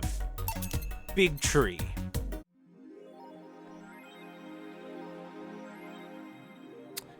Jill got what she wanted. She's pleased with herself. Who is that Lilum? A very good friend. Dorothy held her body close for a whole night. The Augmented Eye. Quincy studies the possibility of allowing imports. Glitch City is one of the few places on Earth that's strictly self-sufficient, with an import rate of only 0.8%. However, that might change due to the recent shortages across the city. Prime Minister Quincy revealed this morning that the government plans to have a more relaxed policy for importers. We won't lift the currency control, but we can provide them foreign currency at a low fixed rate. That way, we can secure essential items at affordable prices. Some experts say that private companies are no longer working at full capacity, which is unsurprising news given that the Quincy government has seized most of them, resulting in the shortage crisis in the first place. So he decided to not steal all the city's funds. Good. Is Kira Miki the biggest pop idol in history? The world at large is still coming to terms with the idea of the Lilum being so quickly integrated into our society. Some say they can't be treated as human because they're immortal, and as such cannot really understand what it's like to be alive. But most of the Kira Miki fandom would disagree. Anti-Lilum people are insane. To me, Mickey knows more about life than I do. And I'm older than this damn city, Richard Show, 55, told the Augmented Eye during a fan gathering. I'm with Richard, added Nacho, age 6. I may be a dog, but I'm utterly fascinated with the way she writes about things in her blog. She's impressed by everything, and nobody really knows what life's about anyway. Lilum receiving mysterious messages. Halloween was back in October, but this terrifying tale didn't become popular until now.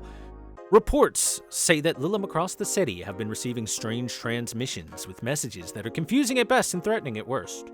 The contents are not clear, and most of the Lilim can't remember exactly what they had heard. But the most mysterious thing of all is perhaps the fact that the Lilim could not record any of these messages while they were broadcasted. It was almost as if something had blocked the Lilim from doing so. While we have nothing but anecdotal proof, even amongst our own Lilim, the mystery behind these messages is one we should be paying attention to. Spooky.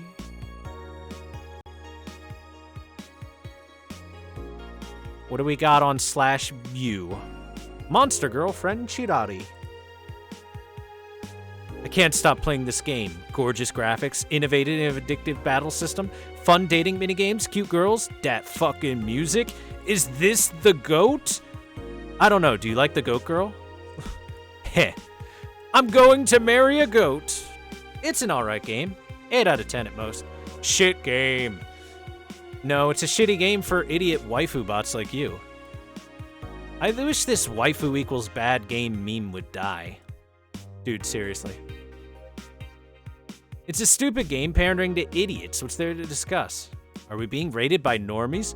Normies? Fuck off. Fun things are fun. You're not allowed to have fun with video games. Sounds fun. It's for nerds. I mean, it being for nerds doesn't mean it's not fun.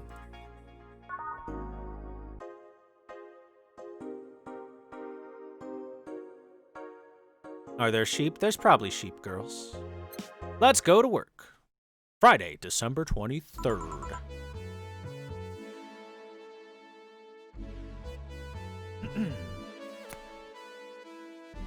Good evening.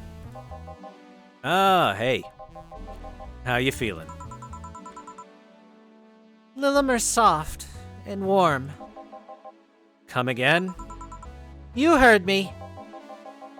So, on a scale from steaming pile of shit to just sad, where are you? A sad pile of shit. I still hate myself, I'm still sad as hell, but how to put it?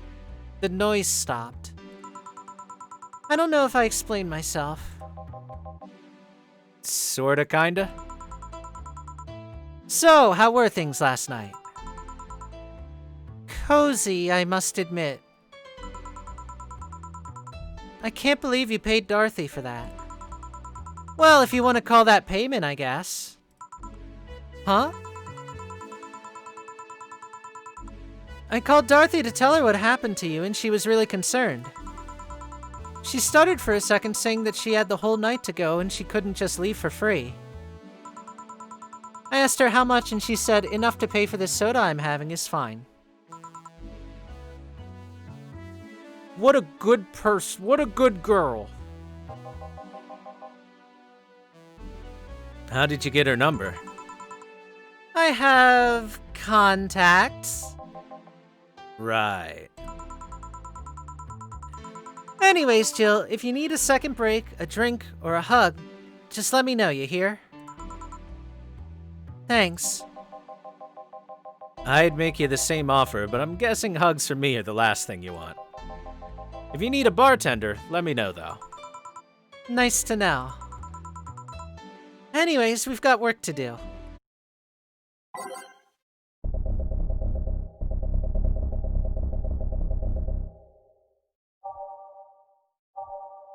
I mean, chat, right there. That's why lollies are such popular characters, because they're always the goodest peoples.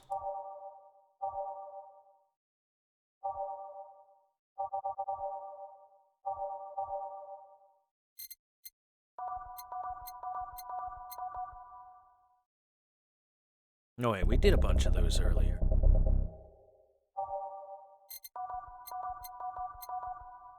No, not that one, but that one.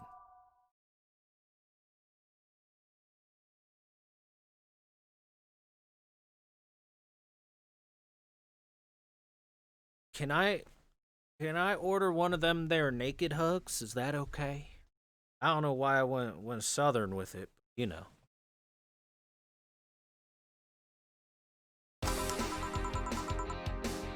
Time to mix drinks and change lives. It's nice to hear that again. Do you say something? Did I? Welcome to Valhalla. Oh, it's you guys. Hey, be more respectful. I brought my boss here. Aren't you a part-timer here or something? My other boss. You're talking to the great Nacho Tumbleweed Jr. Boss, I'm taking my break. I know what I said earlier, but you haven't even started yet. Shit. So, what brings you here today? I wanted to see the place my best soldier is working at. Oh, I'm sorry. We should be Solid Snake here. I wanted to see the place my best soldier is working at. Soldier? Wait, aren't you the dog I served last Monday? Oh, it's you, Dana. Soldier, why didn't you tell me you were working for Dana? No, that's not Dana. That's just Jay. So I'm guessing you're part of this whole Sierra thing. Part of it. I founded it. Humans have the best intentions, but they just don't get us. So I decided to create a place where dogs can be dogs. Here, we can take in any dog without a place in this world. We created our own heaven on Earth. And do you take corgis only? Do I look like one of those Safar bitches? Of course not. I'd include other animals, but sadly I can only take care of those who are of the same species as I. Sad thing is, I'd take him more seriously, but it's a talking corgi with an eye patch.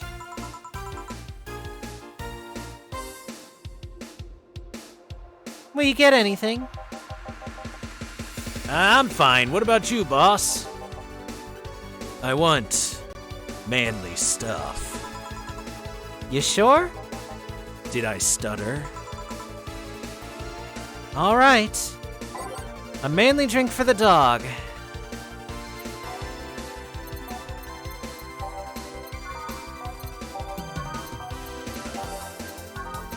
It's the most expensive manly drink I can give him. A Mars Blast.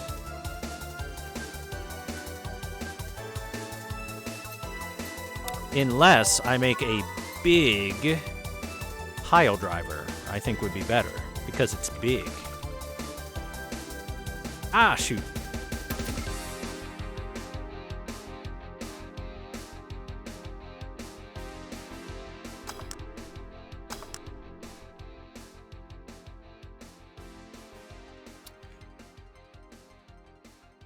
We've all become diamond dogs now.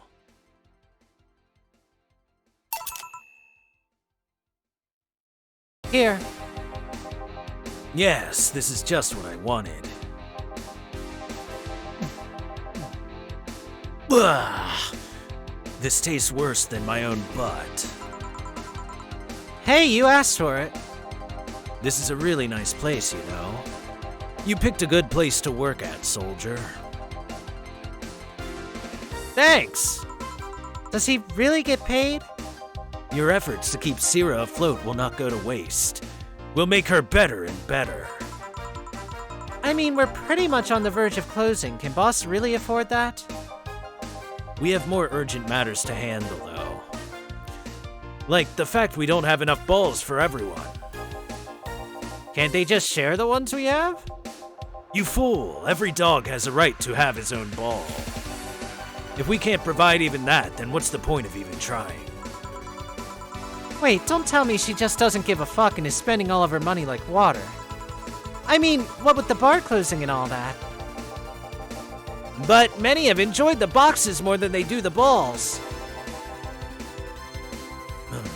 That's a good point. What do you think is cheaper? A box of balls or a box of boxes? Are there boxes of boxes? Of course there are. How do you think they ship boxes? Tied together? Tied together? Don't be silly. Unless she's paying him straight from her pocket. Boss is that kind of woman. This world is filled with all sorts of recursive madness, you know? Doctors consult doctors. Boxes come in boxes. Bottles come in bottles. Oh, as expected from you, boss. Wait, that theory only works assuming she's actually paying him with money. For all I know, she might be paying him with steaks. So tomorrow, you're gonna check for people selling boxes, you hear? Sir, yes, sir! Except that to boss, a good steak is more valuable than money. Wait, what if they come with foil? Rosenstrauss had to be taken to the vet because he ate the foil a piece of cheese came in. Curses! You're right. We need a contingency plan. Besides, boss is not one to scam people, let alone a dog. I wonder if we can strike a deal with the vet those Safar bastards have. She's always so nice with us. I know, her smile is so cute too. So it's better that we vet a vet. Yes, put that on the list. Ah, Nacho. Oh yeah, I forgot she knew the dog. You staying for a while? I was just passing by. I've got some errands to run. Great, Jill can go with you. I can? You will. I'll still get paid for today, right? That depends on Nacho's evaluation. All right, Greenhorn. Let's get going.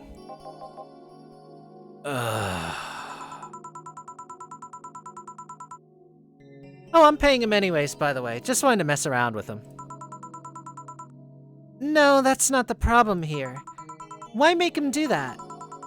Jill looked like he needed to take a good break, and he's the kind to just not accept such a thing.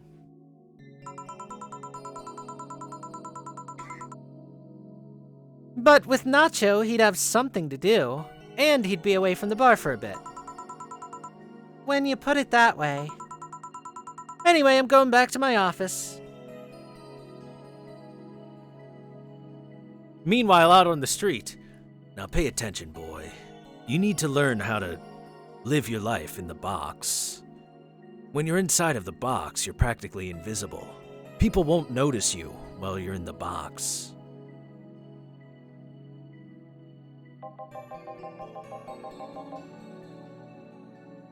Your boss sure is nice. Glad I'm working with her too. Yeah. So you have anything? Actually, I'm just gonna go sit over there and be on standby. Await orders. Okay. Shit, I forgot. I missed the chance to ask Howard even if he gets paid with money. Man, I sure need to get wasted. I fail to see how getting wasted will make you feel better. Sheba!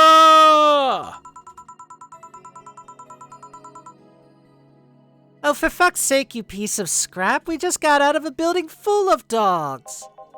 But this one has a Hawaiian shirt and sunglasses. Hey there, robot. And he talks. Ah. Welcome to Valhalla. Hey, Jill. Give me a beer, would ya? Gotcha. Does Deal want anything? Okay, roll. Sir, yes, sir. So cute. He's fine. Just a beer, then. Friday after work isn't just a beer, though. It's the beer. Can't argue with that. A big beer for Betty.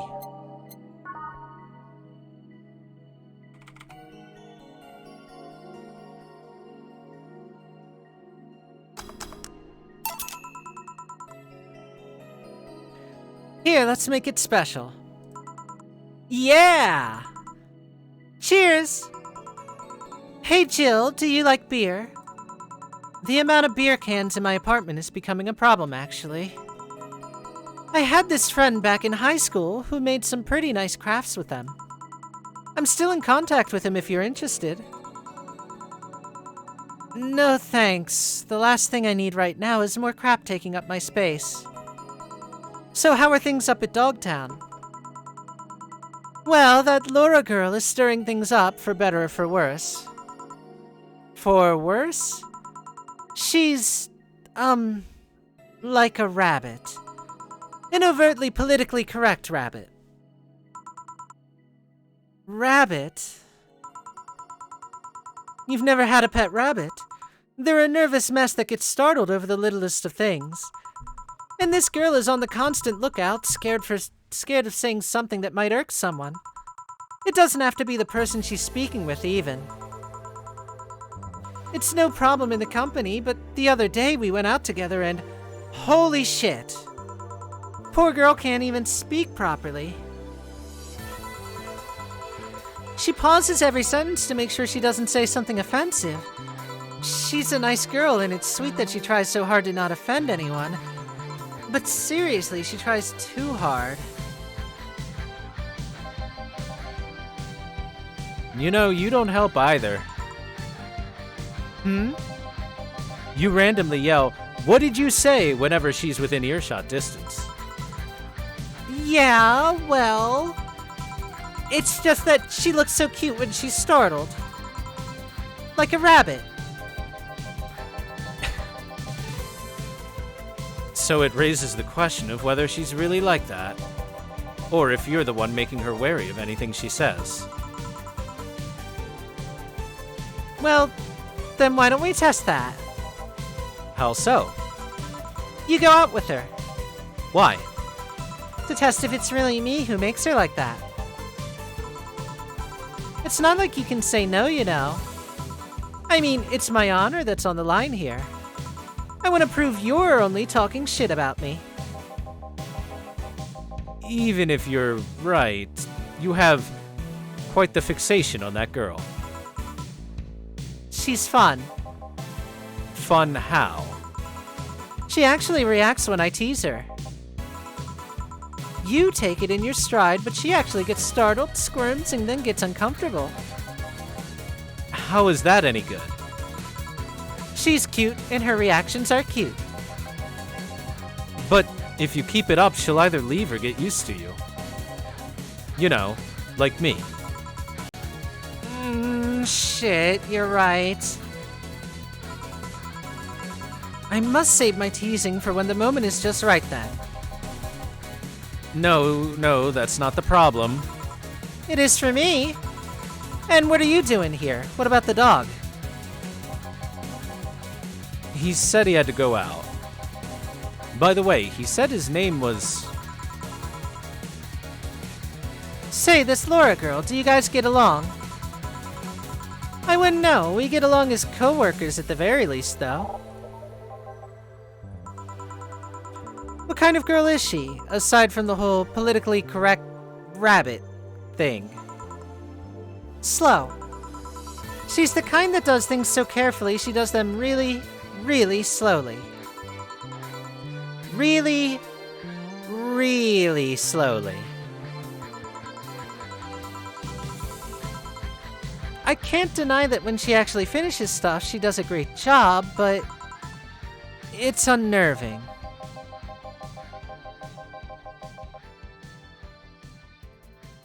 She doesn't actually have to be with us in the building, though. She's more like a freelancer. Why is she there, then? Because she likes dogs. And that's why I insist that you two would make a fine couple. That's a really superficial statement. It's like saying you'd be fine with someone because you're both women. Okay, bad example. May I say something? By all means. If that Laura girl is really as bland as you claim her to be, wouldn't she be better off with a more, a more assertive person, Lilim. A more assertive partner. Yo, piece of crap, she's totally calling you a pussy. Well, she's right, though. Sharing interests and being compatible are totally different things. But then you'd be underestimating the power of love. Whether you want to admit it or not, love does change people for better or for worse. Who knows, maybe you'll become more assertive after spending time with her. Or she'll drive me nuts. I guess that's a possibility too. Still, why are you so insistent on me and her getting together? Because she's like a cute rabbit, so someone might try to eat her out there. It'd be a lot easier to keep her in my sight. So in short, your motherly instincts arose because of Laura. Why not see if she likes you and... You already tried to hit on her, didn't you? You make me sound like some skirt chaser. She's not into girls. And how did you find out? I asked her directly. Of course you did. She seemed, giddy afterwards, though. I heard her muttering something about meeting her first lesbian. It was weird. Okay, enough Laura for a night. That... Refrain from using any "that's what you said last night" jokes or variations thereof, please. Party pooper. Let's get a drink then. Sounds good. I'll have a bloom light, please. Give me a fringe weaver. One bloom light, one fringe weaver coming up. Ba ba ba ba ba ba ba ba ba. Ba ba ba ba ba ba ba ba ba ba ba ba. Ba ba ba ba.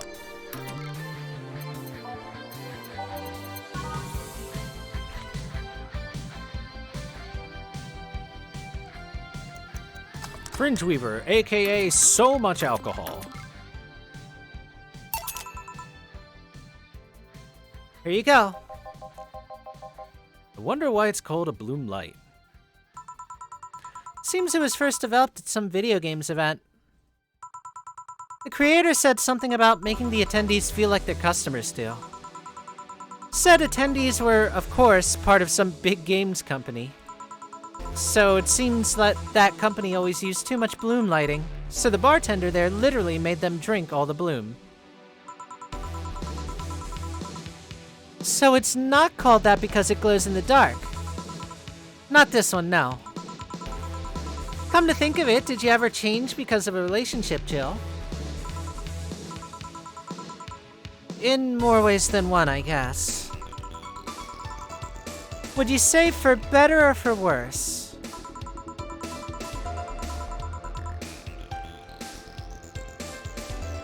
I guess for the better. I'm too thick-headed to develop any new bad habits. Although thanks to my first boyfriend, I did pick up a very annoying habit of correcting people's grammar on the fly. Pretty annoying when I think back to it. Oh, so you were one of those kinds of people. As for me, sometimes I think I become more, what's the word? Cynical, jaded, bitter, tired of the crap this world and everyone in it throws on a daily basis. Hey! I'm just quoting you. But yeah, I think I became all that because of this one girlfriend I had in college. She got me into the whole activism thing in the first place. How is that bad? We'd all go and protest. We'd start all kinds of movement to see things change. I really got into the whole thing. But whenever I wanted to get more serious, I'd find myself coming up against a wall. That wall is an analogy for the fact that not everyone was willing to go that far. I found out pretty fast that most of them were in the whole thing because of some shitty fad. and not because they actually believed in whatever movement they were championing. So I moved from group to group only to find people who were in it because of a fad. And when they were not in it because of a passing fad, they were of the dangerous extremist kind. My tolerance for people shit was greatly diminished after that. So it wasn't so much the person you had a relationship with, but rather other people.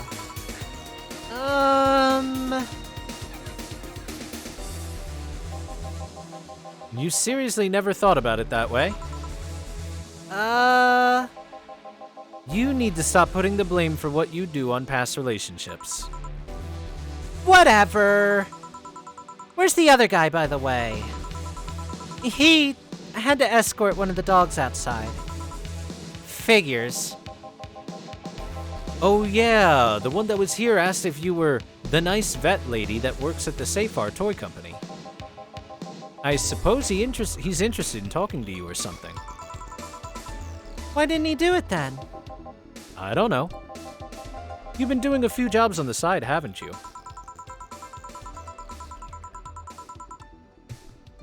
The pay from the dogs isn't enough to keep up with the mounting debts. I just don't know how you do it.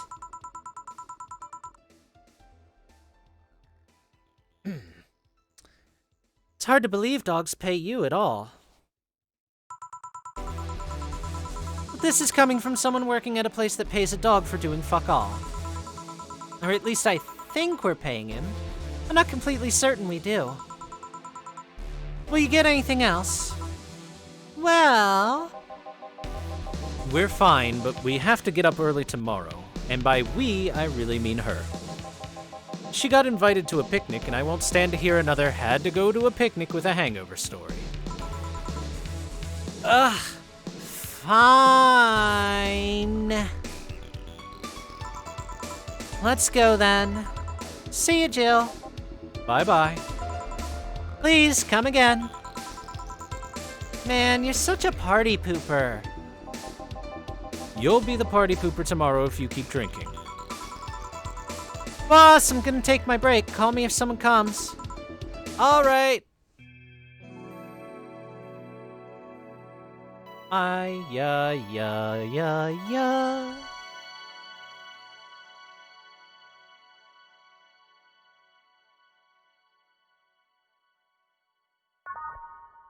Why is the little sketch chibi face for Say doing an awoo?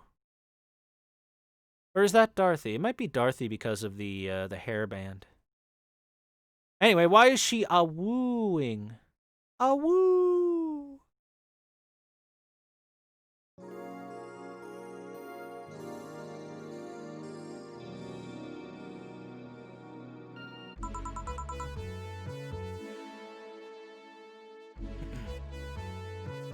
Wan.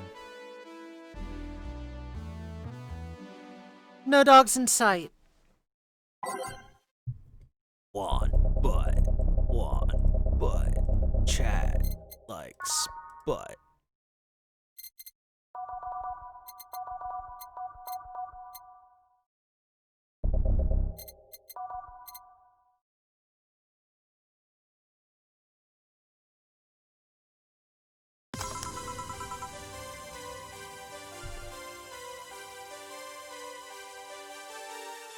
I'd buy that for $1. I'd buy for that $1. Okay then, back to work. Welcome to Valhalla. Oh, hey there, Alma.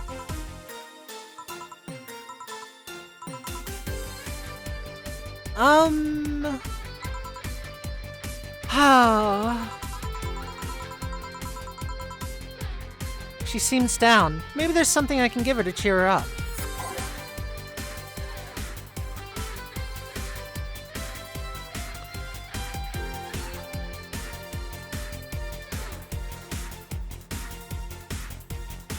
Alma's favorite drink. What was her favorite drink again?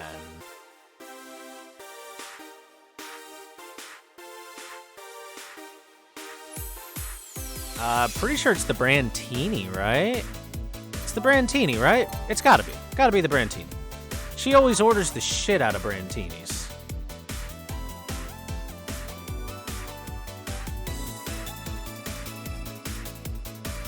If this is wrong, I don't want to be right.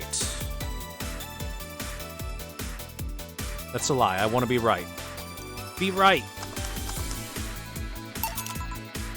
Hey! And this? It's on me. Drink, so you at least change your expression. Why not just say you're worried about me? You got the message anyway, didn't you? So, how is it? A Brandtini, so you do pay attention to what I ask for. Hey, I did it. Dab. Also, again, I will point out, as I continue to do, she has the neck of a giraffe. Long ago. You have quite the fixation with Brantinis. To be honest, they suit you. Hey, want to hear a silly story? Always. When I turned 21, my dad and I went to a bar to celebrate, just him and I. He told me to dress well enough that he looked like my sugar daddy. It was a fun night. He pretended at times we were dating. I managed to blow off some steam about my mom. But the highlight was him ordering a Brandtini for me.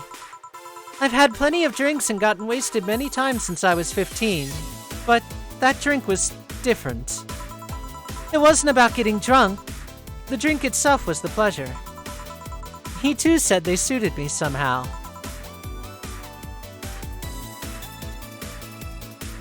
Oh? Ever since that day, he's called me Brandtini Girl from time to time. Your dad sounds like a cool guy.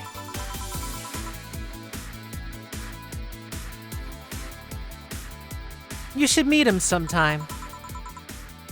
So then, why are you deflating? Deflating? When I got sad and started sighing repeatedly, my grandpa would warn me that I would start deflating like an old tire if I kept it up.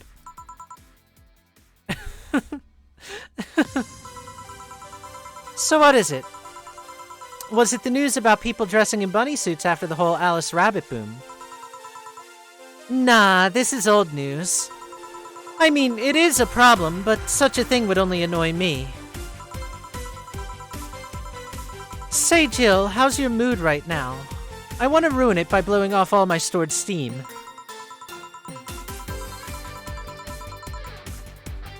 Silly Alma. I've been feeling like utter shit the last couple of days. You can't make me feel worse. So go ahead.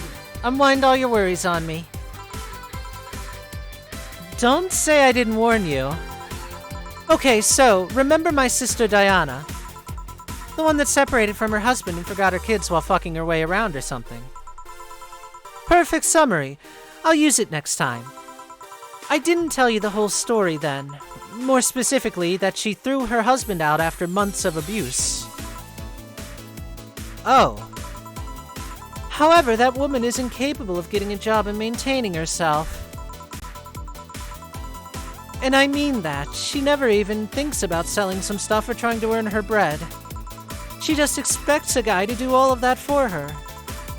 I have no idea why she turned out like that. Both my mom and dad were hard workers. They even started a small shop to have something to do after retirement. Huh. So, what does this fully capable woman do a couple of weeks later? Why, bring her abusive husband back, of course. What? Yeah, and the guy spent a couple of days with her before leaving her again. He had a nice couple of hot, steamy nights and then left. Well... Huh. You reacted like my little brother and sister after hearing that. But the story doesn't end there. Oh no. So she's broke and can't even get enough for a bus. even though she'd probably be glad to sell her ass just to get money. And it was up to me to pick her up. For the last couple of days, she left her kids with my parents. And being such a sweet angels, they've made a mess of the whole place. Bernardo and Ava are actually staying with me a couple of days to give them some peace. It doesn't help that I never got along with Diana. So we're in the car and she asks how her kids are. And of course, after all the built-up tension, I just exploded. First, I started ranting about how her kids are growing up seeing some messed up stuff. I start scolding her about not taking responsibility, about not taking proper care of her children. I tell her that she's in no place to have all those escapades, and after all of that, she just says, "What the hell do you know? You don't have any kids." Yeah, you slutty skank, I don't have kids, but I'm not broke just because I refuse to take a job.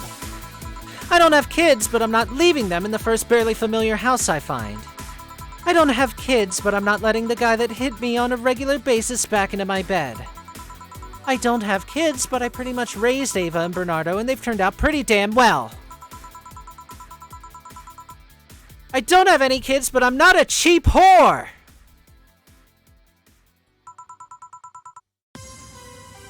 Ah! Damn. I don't know what to say. There's nothing to say. I love my family and I put them above all else. But Diana is seriously pushing the boundaries of what I can allow. Any way I could help.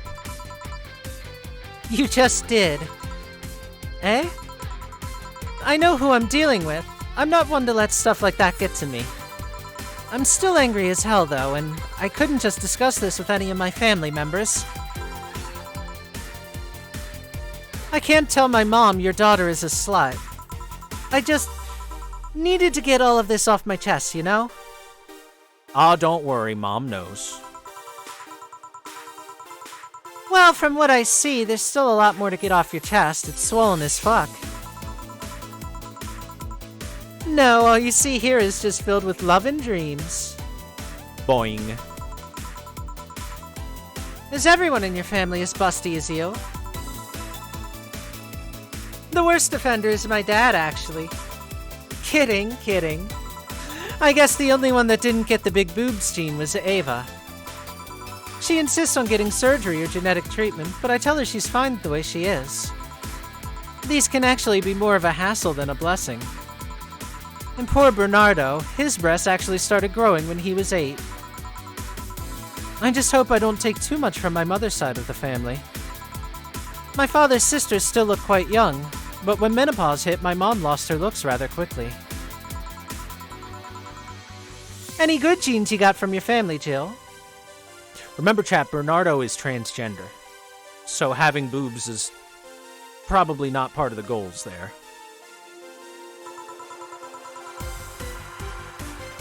Well, good enough skin and hair, I guess.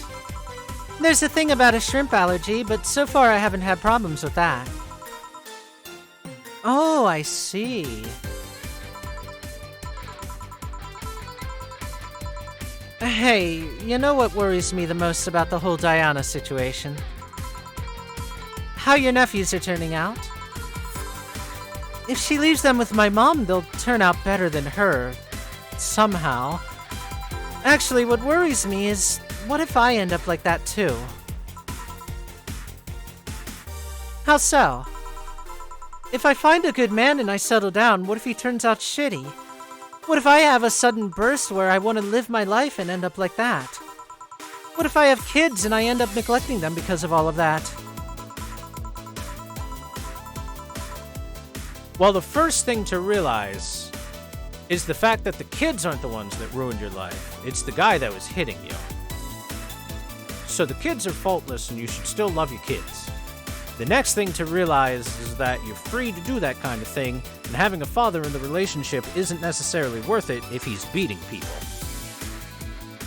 When Daddy Dearest comes home drunk every night and then slaps the kids around, you know, you might want to get rid of him. Just a thought. That's it. That's life advice for all of you out there in chat with abusive husbands. I know that's like 98% of chat because you're married to me, but if you leave me, I'll kill you.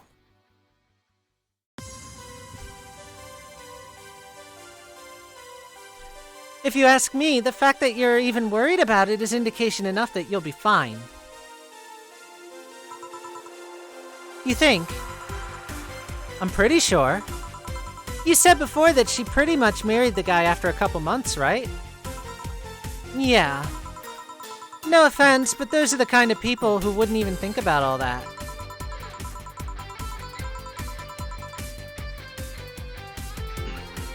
Besides, if any guy ends up marrying you, it's because he passed your irrational standards. Hey! Am I lying? No, but there are things best kept as unspoken truths. I wonder if I'll ever find a good guy. You will. You'll know when the time comes. Why find a good guy when you can find a good girl right here instead? Wink, wink.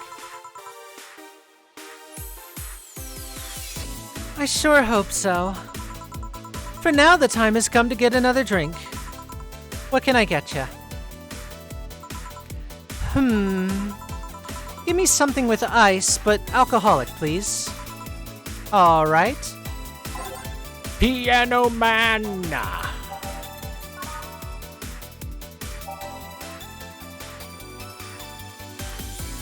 Piano Man is icy and alcoholic.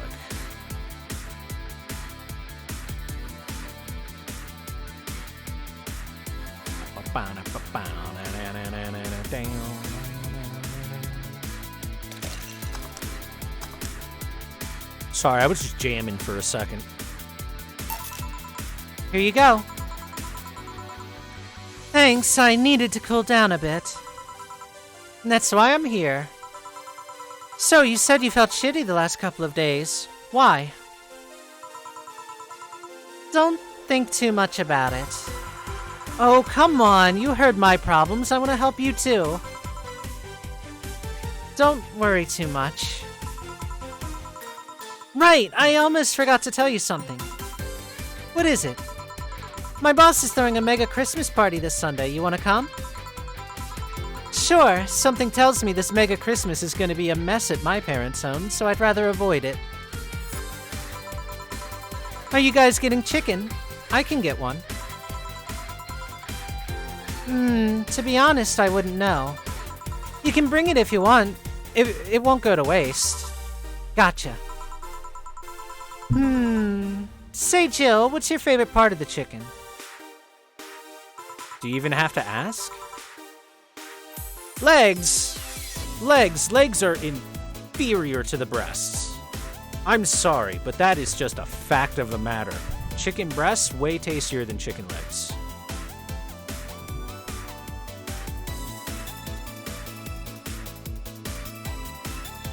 I guess I like legs the most. Really, I like breasts better. Breasts are always dry, you're cooking them wrong.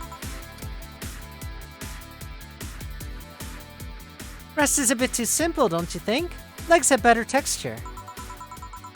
Maybe, but simple is usually better.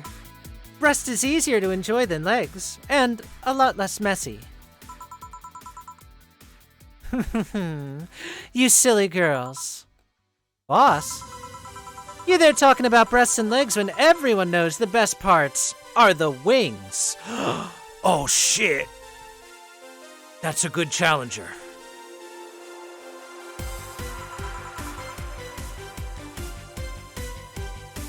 Boss, what's that? Spicy chicken wings. Where did you get spicy chicken wings? From a spicy chicken.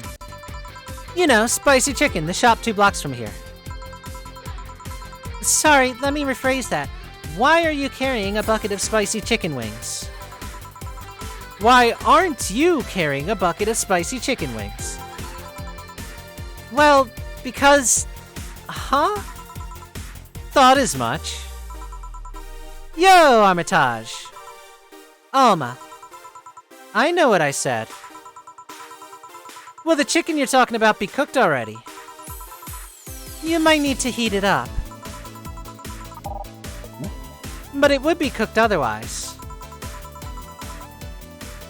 Great! I expect you here Sunday at 8 p.m. Thanks. Anyway, I'll be back to my office. Chicken wings! I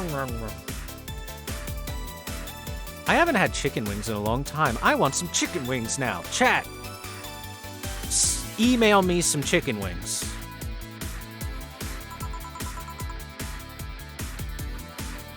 She left the bucket. You want some? Don't mind if I do. Oh, mild spice. Nice. Mild? Mild? We do not eat mild in this household, young lady. You get the extra spicy spice. Not so spicy that it only tastes like hot, but spicy in the fact that you eat it, it's tender and tasty, and then the after hit of the spice hits you and you go, ooh! That's the right kind of spice. Mild spice? Fuck, I want to flip my table!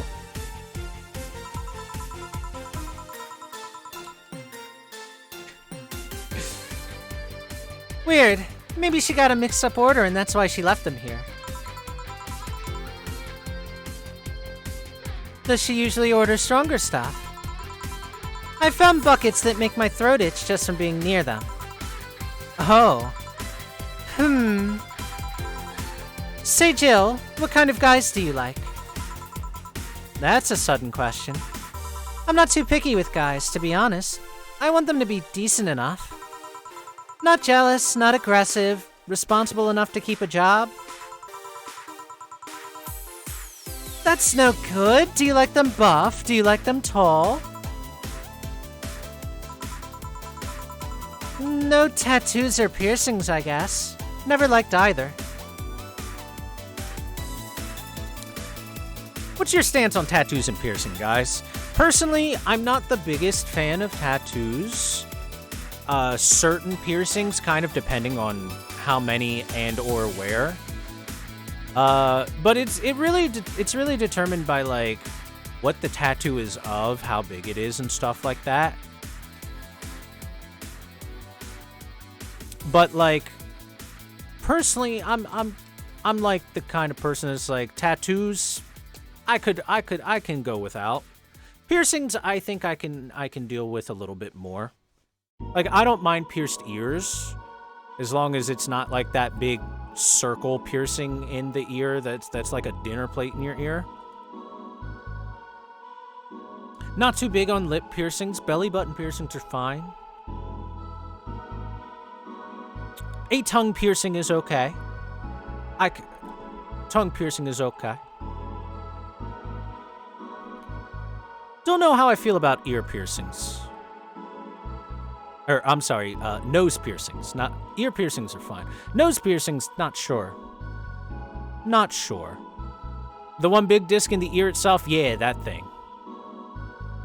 Not a big fan of that. That's just weird to me.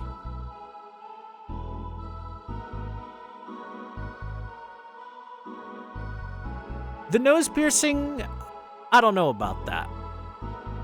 Eyebrows, right? I forgot eyebrow piercings are a thing. Those are fine. I don't see an issue with eyebrow piercings.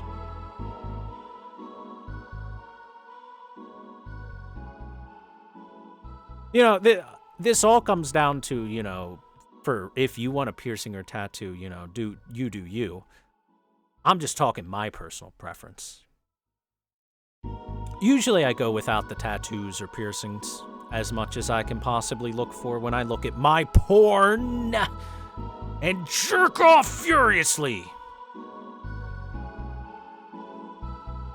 But that's just me.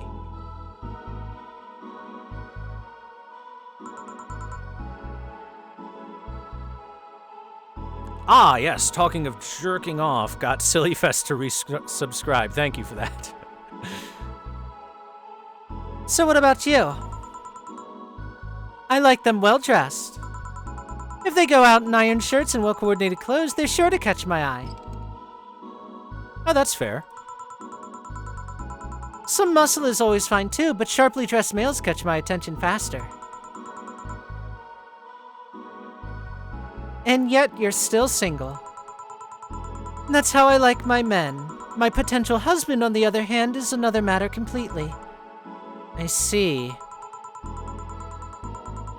So, can you get me a drink here? The spicy wings turned out to be spicy. What do I get you?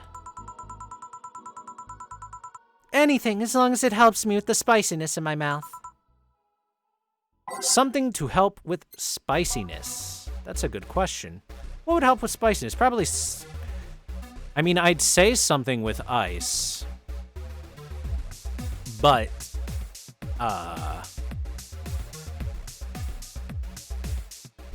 in general,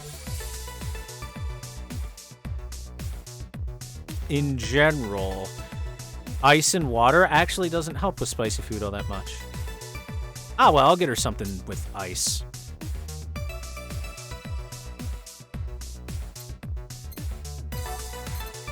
Definitely not a spicy drink. Maybe a sweet drink. Sweet offsets spicy pretty well.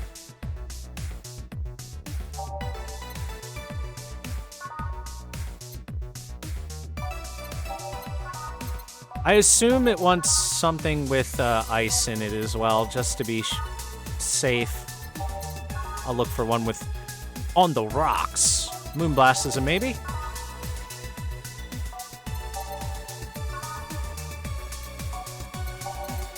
I guess we do a blast.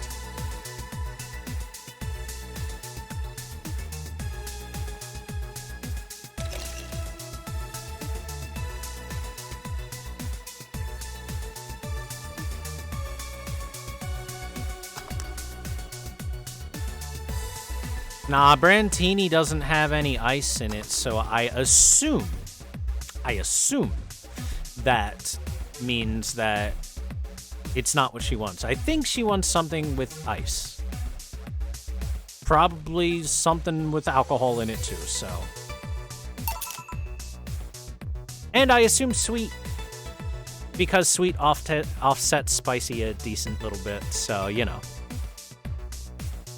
This is logic. This is taste bud logic right here.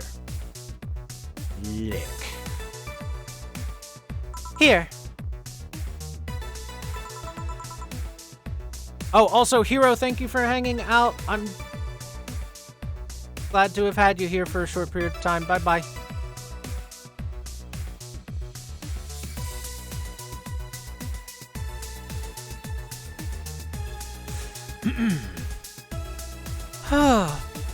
That helped. Thanks. Alright, so, next question. What kind of girl do you like?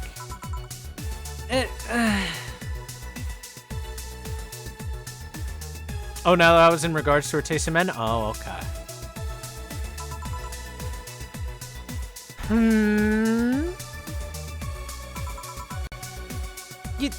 You first. Sorry, I don't swing that way. Liar, you were hitting on Jill earlier. Sure, I have no qualms about saying a girl is cute or cool, but... Nope, I prefer men in my bed. Now you. Shit, just calm down. I guess I like girls with light-colored hair? Light-colored hair? Yeah, you know, like redheads and such. What about white, like your boss? You were just setting me up for that comment, weren't you?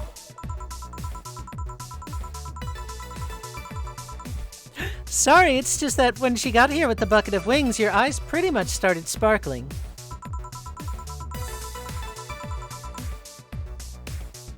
Your whole behavior transformed. You became giddy and cheerful all of a sudden. Hey, I can't blame you. She is pretty nice. I just felt like teasing you, you know?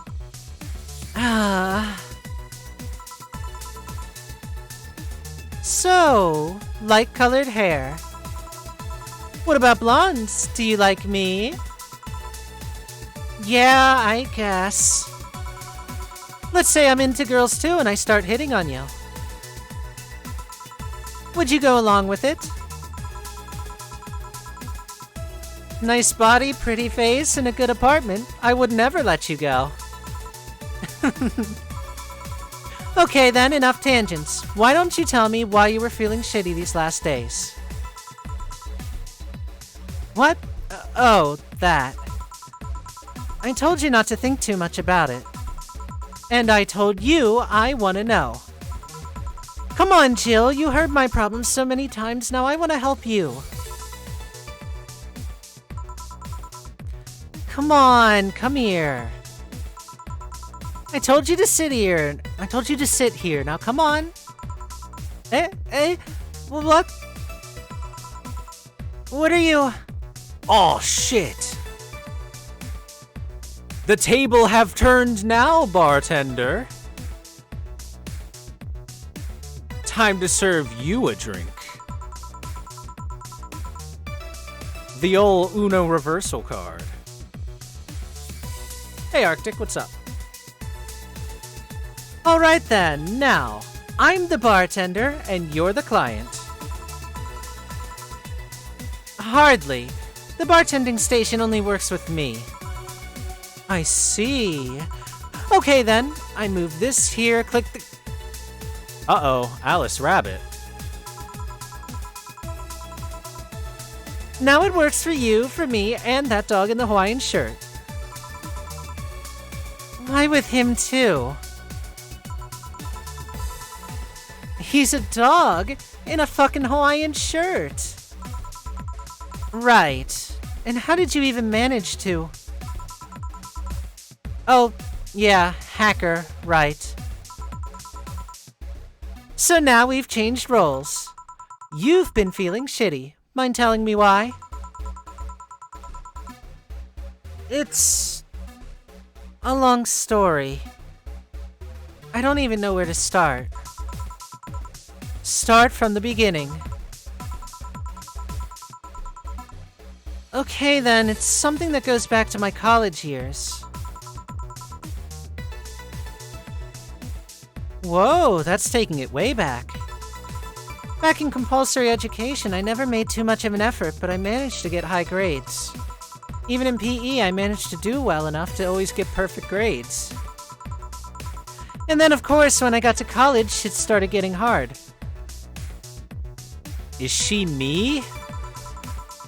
I had this perfectionist streak that wouldn't let me fail anything. Burning my eyelashes studying, I eventually managed to keep up good grades. After about half of the career, I met a student teacher. Her name was Lenore. She helped me a lot with my studies. She even got me into stuff that gave me more credits. I really liked her, and after some time I found out she liked me too. Ho ho ho. We started going out. I met all of her family even, and... You want a drink? What? A drink! Around this time, there's usually a pause that makes you offer a drink to the client. There was no such pause, though. Oh, come on, please! I want to test this whole bartending interface. A sugar rush, then. You can't mess that up. Right! Sugar rush.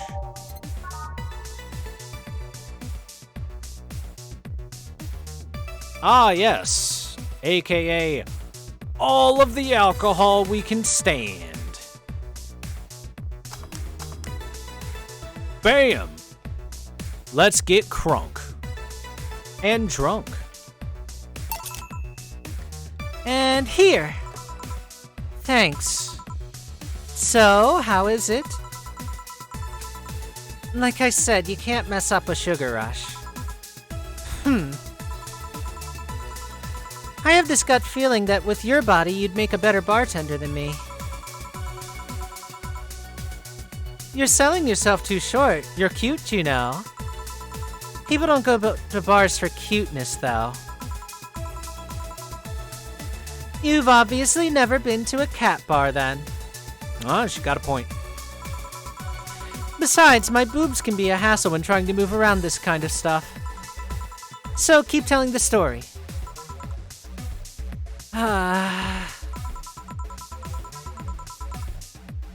Well, as the career went on, it got harder and harder. The last year and a half of it became nothing but study session after study session, investigations, my thesis. When the graduation ceremony came, I had to make a speech, and suddenly, while reading said speech, I almost had a panic attack. Fear of public speaking.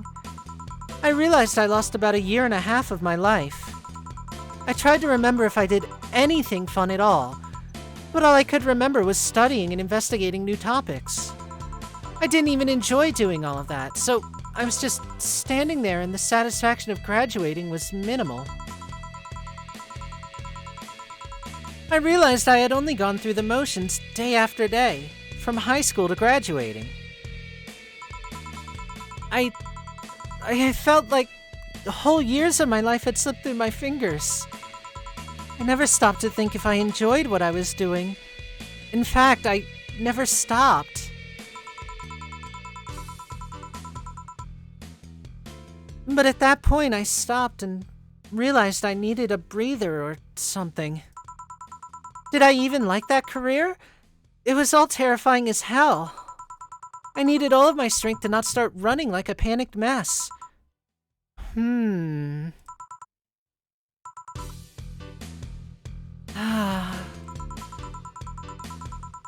so, a couple of months later, I get an offer to start working at this big research facility.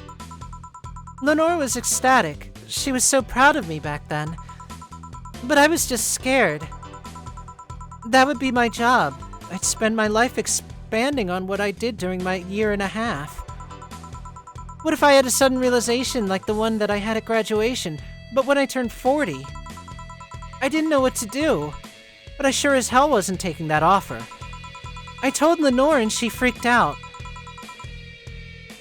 She confessed that she was jealous because she never got such a chance. Ah, yes, I can see where this is going. Lenore wanted to do the thing that you're doing. Was extremely proud of you, but at the same time jealous because you were doing things that she couldn't, and it was her dream job kind of situation, and feels like you took it for granted by not taking advantage of it, and even saying that you may not have wanted to do it, and then wanting to throw it all away and do something as menial as bartending, menial quote-unquote, instead, because you thought it would be something that would be more interesting. And thus, big ol' fight, because both of you have a valid point, but both of you are unwilling to see it from the other's point of view properly. Yeah, that sounds about right.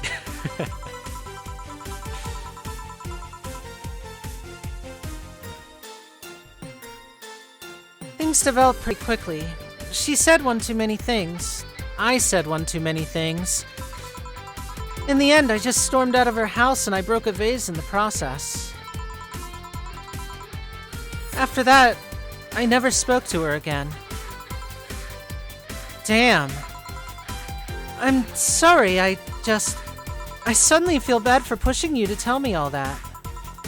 Why are you feeling shitty about that after all this time, though? Unless you've been feeling shitty for years. I have, but not just because of that. Hey? The other day, Lenore's sister, Gabrielle, came to the bar. Apparently, Lenore died last week. Localized nanomachine rejection. A heart attack. Apparently, she had it for a long time but never told anyone. And coincidentally, it got worse after I left. And I just can't stop thinking about it, wondering if me being there would have made a difference. And if it's true she had that for a long time, why didn't she tell me she was sick when we were together? I don't know, I feel like all kinds of failure.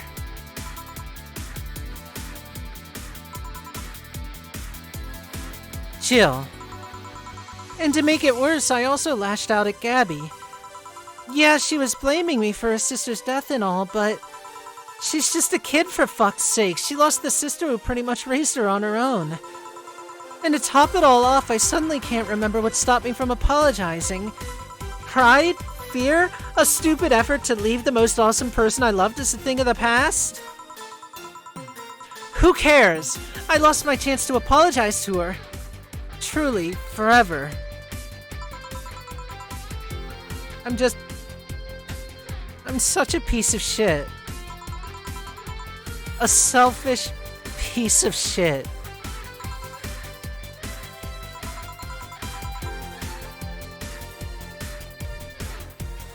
I honestly don't know what to say. I didn't expect the story to be this.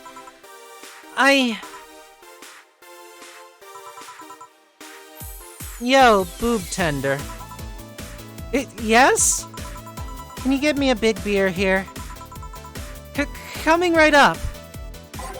Big beer, big beer, big beer. What makes a big beer in this thing?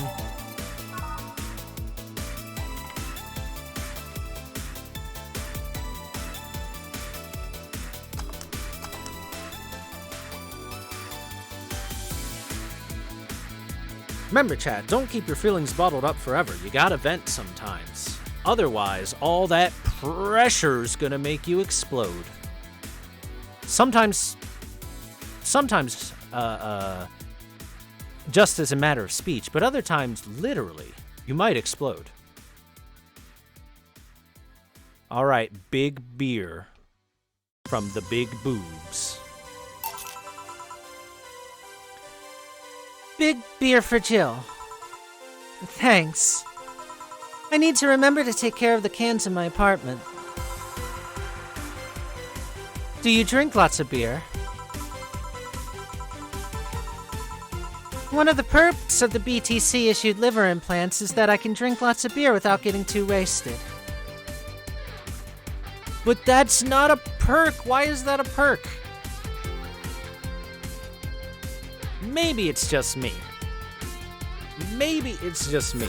But personally, if I am drinking alcohol, it is to get at least a little buzzed. Generally. There are some alcoholic drinks that are like pretty darn tasty, but usually the alcohol is like a means to an end, right? Especially if you're drinking beer. Because beer sucks, at least in the US.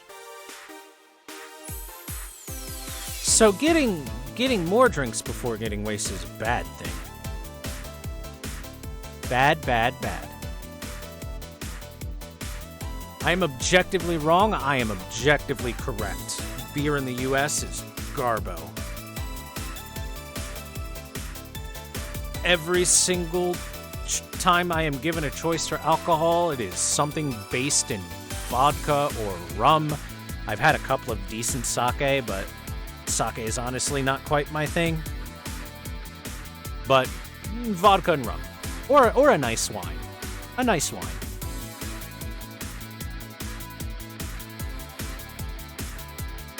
Brew excellent beer? Fine then, let's get together and we'll make out, and I'll get the taste of beer off your lips. I mean, what?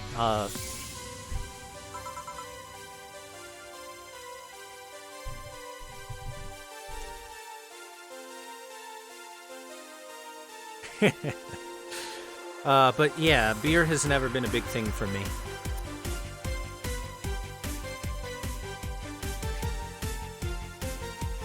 It's all about the vodka mainly. Vodka's my big thing because it mixes well with other things into good mixed drinks.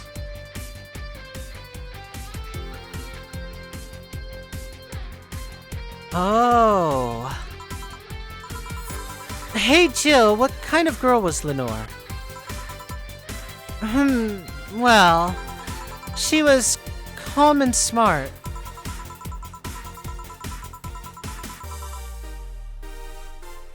Back in college, I was too thick-headed and got riled up easily. Stressed was my default state. So, just like you're behaving right now. Shut up. I was worse. I can't picture that. Don't. It's embarrassing. Anyway, she was always there finding a way to cool me down. She was also able to hold conversations about pretty much any topic. One time I saw her go from talking about video games to talking about sports. All of that variety while still being a hardcore scientist. She would always push me into social interactions.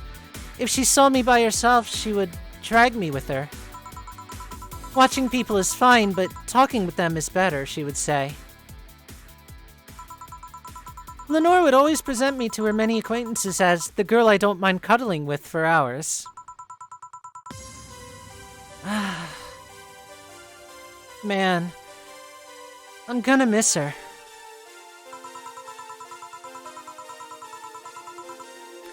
After a point, I don't even think about getting back into the relationship with her, but she was such an awesome person, I just wanted to apologize. And now...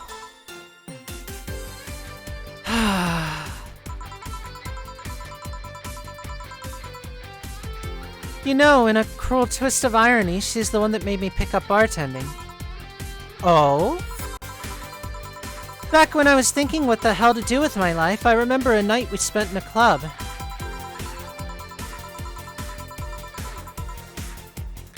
She started talking about how the drinks were synthesized, the chemistry involved, the reactions, and all that. Everything sounded so fascinating. I remember saying that her talk made me want to start mixing drinks. She said if everything else fails, why not take up bartending?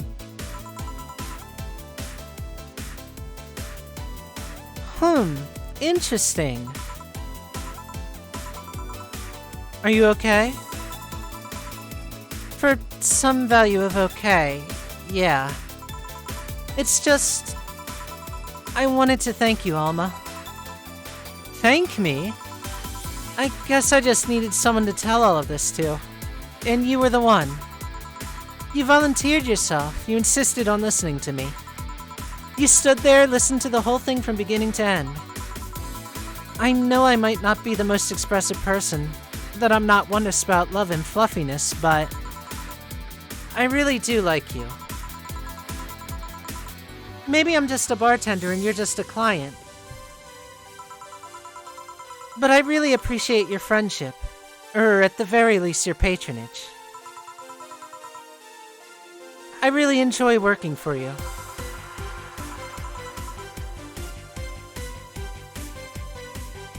Jill, are you dying?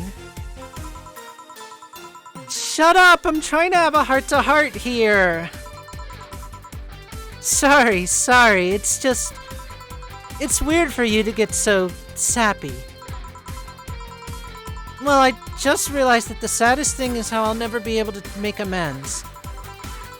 And it hurts like fucking hell, you know? I never, and I mean never, want to feel that way ever again. I don't want someone to suddenly exit my life and have the last memory of them involve something nasty.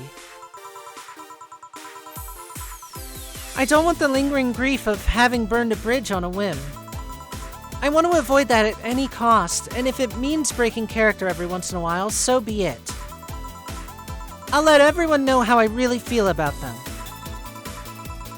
And if I ever fight with them, I'll swallow my pride, muster all the courage I can, and be the one to apologize. So without further ado, Alma, I want to fondle your chest.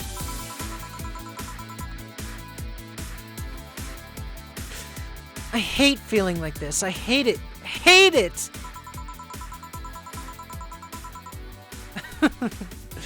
That's a very nice resolution. Maybe I'll be a copycat and just do the same. Alright, enough sappiness. Get back here. I'm on duty, you know. Fine. It's almost closing time anyways. It was fun while it lasted, though.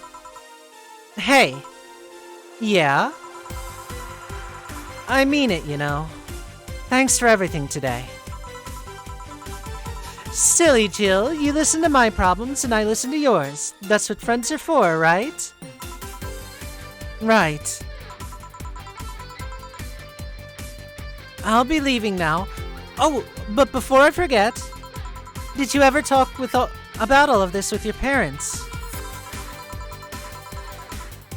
They know the basics, but I haven't told them about Lenore's death yet. Why don't you do that sometime? I don't know. I don't want to bother them with my problems. Now don't be silly. They're your parents. They live to share your problems. You should try having a talk like this with them sometimes. They'll appreciate it. Anyway, I'm out. See you on Sunday. Take care. That Alma girl sure is nice. Boss, did you hear all of that?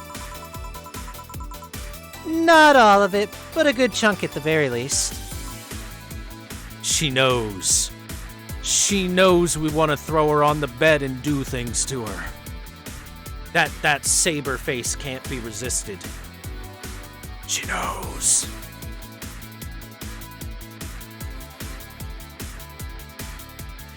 Your expression changed a lot already. It did. You look happier, and that's always good. Anyway, let's call it a day. I expect an even brighter Jill tomorrow. Right. Oh yeah, boss, about those chicken wings. Fucking idiots at the spicy chicken. Sorry, Dana, we won't have enough spices for your order until tomorrow, they said. Is that how they treat their regulars? Call the manager. Boss? Cherish Titty Hacker, she's a good friend. Jill's power didn't get cut. This gives her peace of mind, and now she will focus at work with no problems. Your account was charged $8,000 as payment for the electricity bill. Considering the amount of money we make, holy shit, that's a lot of money.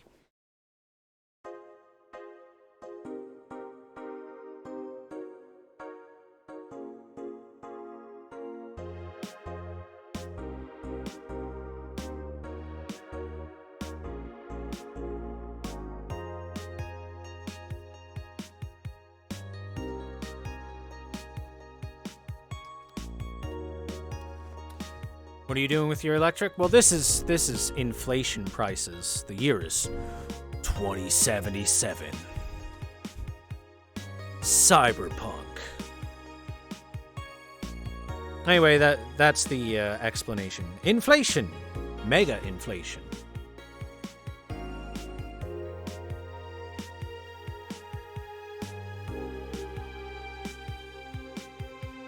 So, really, this $8,000 would equate closer to, like, $600 to $800, probably.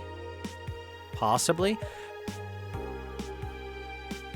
But the important part about it is just the simple fact that the amount of money we make is nowhere near enough for the high cost of that frickin' electric bill.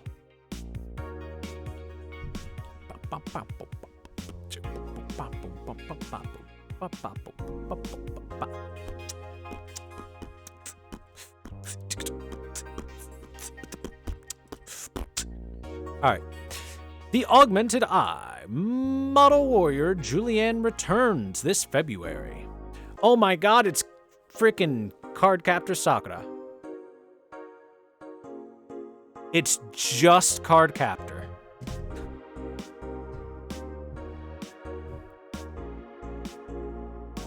Living in cities in a nutshell? That's true. That's true. People in cities making over 100,000 are like just barely scraping by. Because the cost of living is high.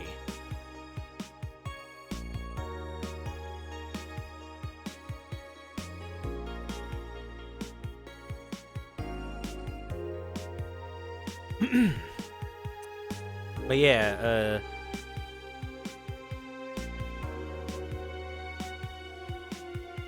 The nice thing about cities is having everything available to you. The not so nice thing about cities is having everything available to you means that they can charge lots of money.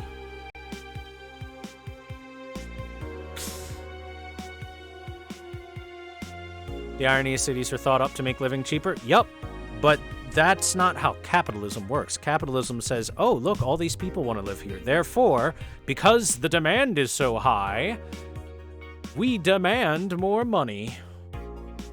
You know?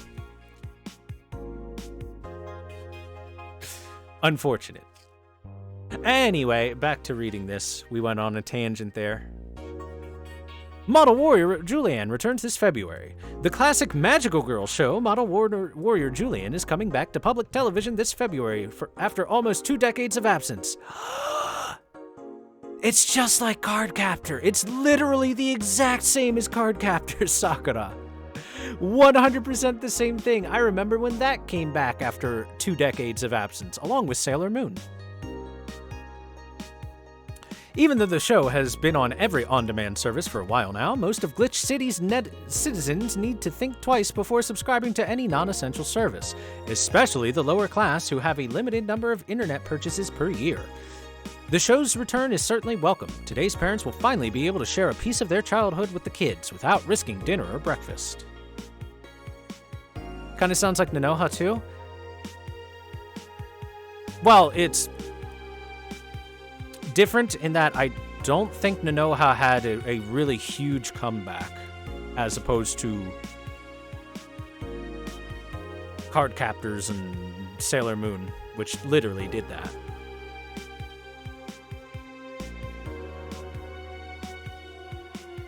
Nanomachine rejection has taken 80 lives this year. The Health Observatory just released their annual report on nanomachine rejection cases. The total number of reported cases has risen to 80, an increase from the 65 cases reported last year. Nanomachine pollution was particularly strong this year due to the recent protests, wrote the observatory.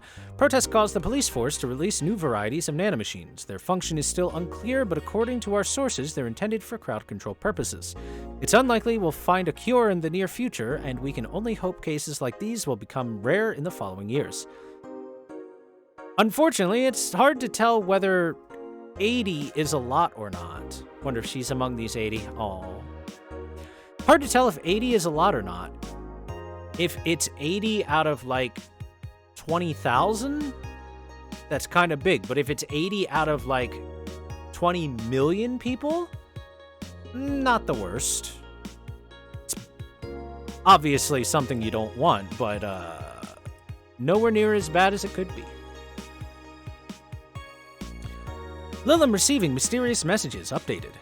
It looks like we were able to record and transcribe one of the messages sent from one of the compromised signals. Joe Wren, the anchor from our popular TV newscast, served as our very own test subject for the investigation. Who are you? Are you really alive? You're special to me. You're everything to me. It's time to become one.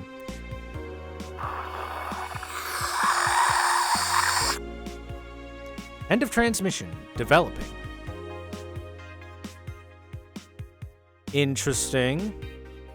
That's only slightly creepy. Grand Slam Fighters. Anyone into wrestling here? I became a huge fan of GSF recently. It's a really solid product, IMO. Much better than the E. I like the match quality, but I wish they gave more importance to the mid-card. Dude, seriously. Are they still forcing 66 American Kid into the main event? Yep, he's going to face Yusuke at the Dome now. Why don't they push the Great DK instead? He's much more talented than 66. Because American Kid actually moves merch unlike your indie darling. I want to marry Yusuke. Who's hyped for the Women's Championship? That one should be the main event, not the turd we're getting instead. 66 is pretty good, just watch some of his work in Japan. Everyone tells me 66 was better in Japan, but all I see is locks and arm bars, nothing that impressive. Wrestling is fake.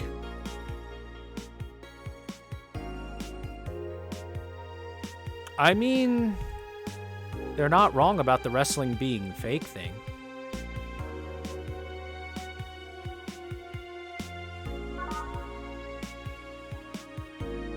To work! Saturday, December 24th. Evening. Ah, hey Jill. How you feeling? I won't say good, but not that bad, I guess. That's nice to hear. Where's Jill? Did he run away again? Nah, I have him out on errand duty, buying the drinks for tomorrow. That sounds weird, coming from the owner of a bar. Every drink from here would come out of our own funds. So if we're gonna spend money, we might as well get more variety. Besides, this kinds of walks are always good for Jill. Oh, you're the boss. Who's coming so far? Well, there's the three of us, the dogs, who invited Titty Hacker, Jill, invited Jamie. Oh yeah, I also invited Dorothy when I called her to spend the night with you. Sounds good so far. Invite anyone else you feel like inviting. The more the merrier. I could, but I bet everyone's made plans by this point. Well, that's true. I'll be in my office. Call me should anything arise. All right.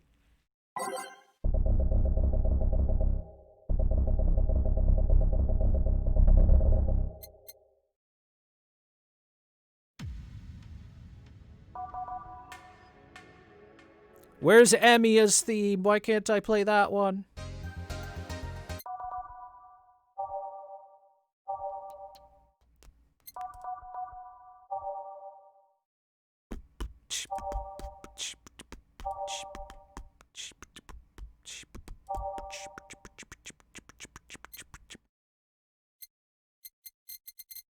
Nah.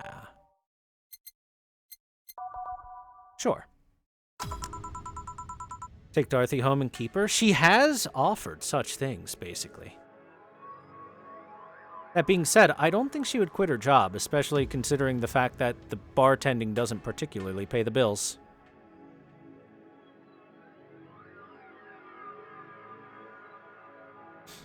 Time to mix drinks and change lives. Wait here, I'll check inside. Welcome to Valhalla. Oh shit. 2 more Goyles. The one on the left reminds me of someone. More than the one on the right. Who is the one on the left?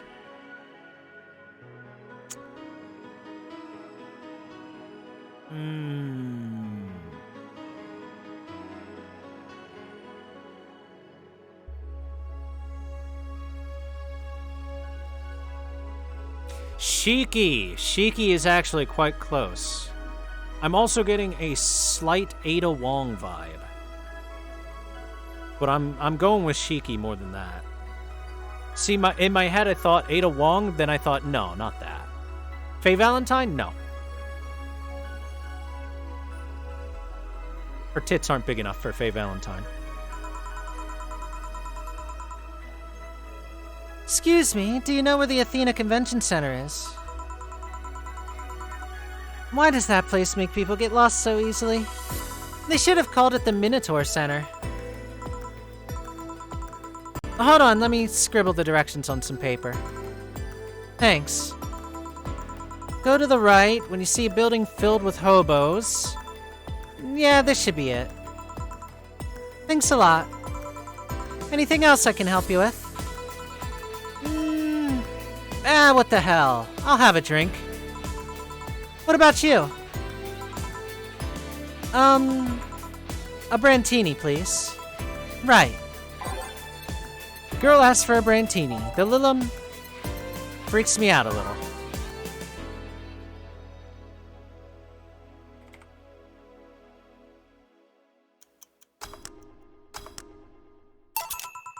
Here you are. Thanks. That's an interesting outfit in this cold season, miss. Well, I'm actually cosplaying, so call me Vela for the time being. And your Lilim friend is... Essentia. I get it, so you're cosplaying too. Sure, let's go with that. Have you heard of a game called Y2K, bartender? That cult classic game that's seen like 3 remastered versions made by 6 different companies this year? Yeah, that one. We're in a cosplay group dedicated to it, and we got lost on the way. I heard you talking to someone outside. Oh yeah, his friend is cosplaying as Alex. I told him to wait outside. Shouldn't he come in? He'll be fine. We can't fit more than 2 people on screen at a time anyway. Something amiss?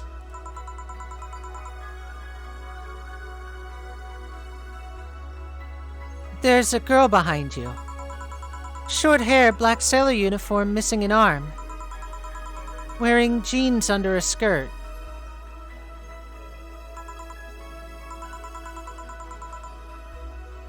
Now, don't spook the bartender. Spook? Ahem.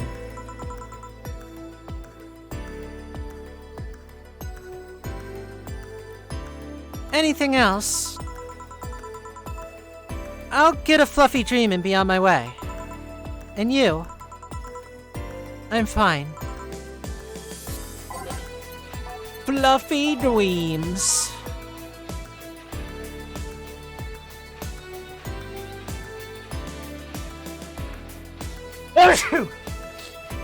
Excuse me.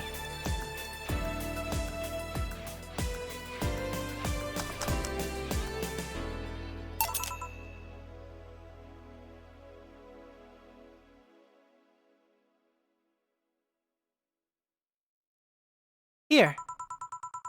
Yep, this is it. Seriously though, should you leave your friend outside like that? He'll be fine. He started chatting with one of the vending machines. They were talking about R&B music.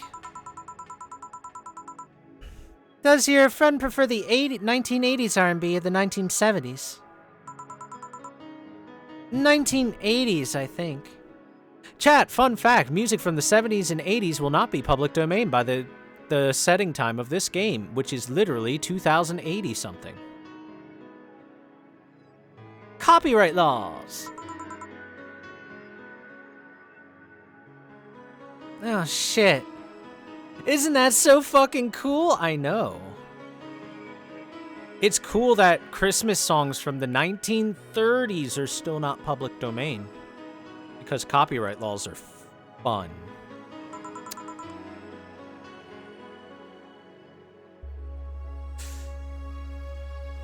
Boss, Dee R&B.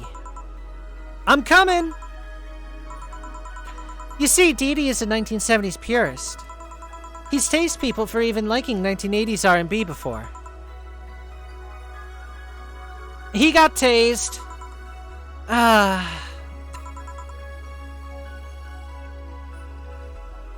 Oh god. He'll be fine. Vending machines have very weak tasers. He'll be confused for a couple of minutes, but that'll be that. You should go check on him, though.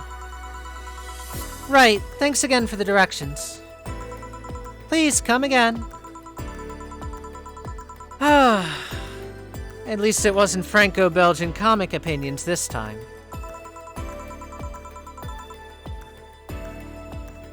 Black sailor uniform. I hope I'm just overthinking it. More importantly, though, jeans under a skirt. Welcome to Valhalla. Oh, hey, Dorothy. Oh.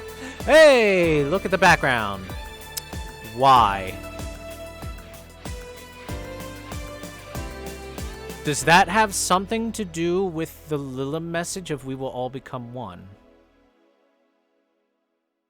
Thinking face.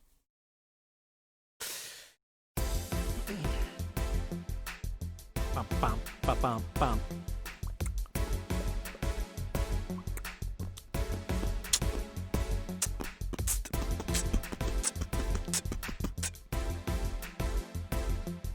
Oh, hi, honey. Are you okay? I just kinda wandered in here. I guess I'm a bit distracted. Can Lilim really just wander? Can I get you something? Oh, a sugar rush. Yeah, that. Right. Dorothy seems down. She asked for a sugar rush, but hasn't she told me about a drink that cheers her up? Oh, she did. She did. It's...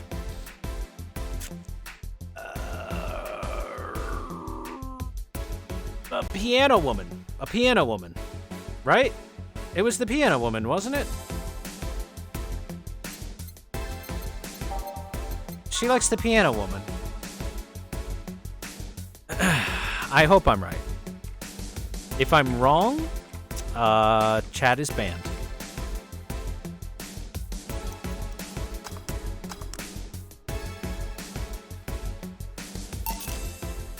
Here you go. This is... Didn't you say you liked having a piano woman whenever you felt like celebrating or feeling down? Yeah! Thor's memory is good. Brain expanding. Wrinkles. More wrinkles.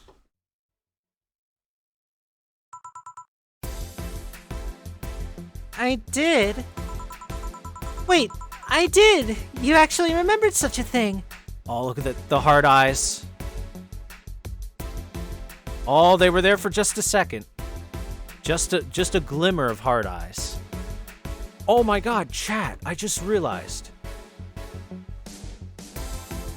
Androids like the Lilim and stuff would be literally the perfect kind of relationship partner. 'Cause they can have hard eyes. Just like in my Japanese hentai.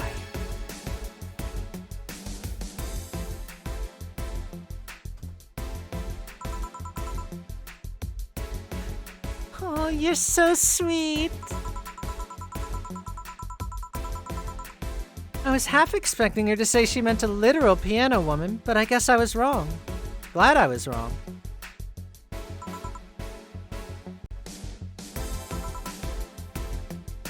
Damn, she's just mouth agape.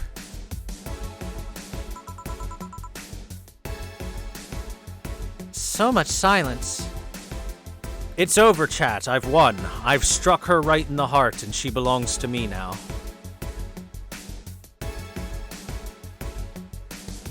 Heart Eyes Protocol has been enacted.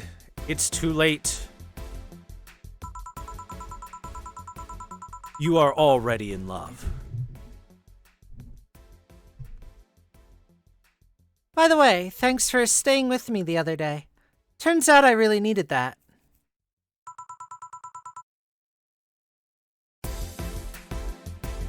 So, did you enjoy the soda? Oh, did you find that one out? Was it supposed to be a secret? No, but don't go around telling everyone about it. I did it because it was you who needed my help. But a hug night is usually one of my most expensive services. I can understand. Everyone wants a hug.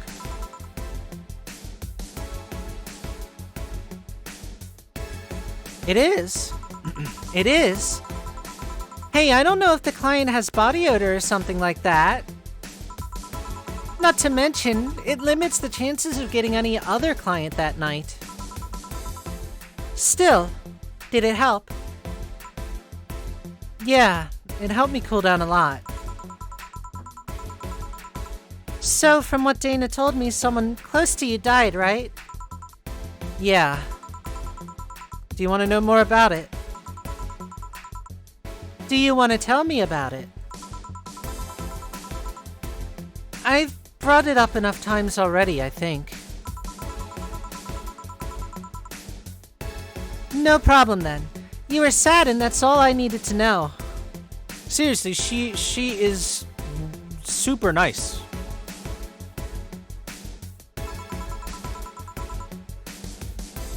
Like, most of the characters have been rather nice, but she has gone above and beyond.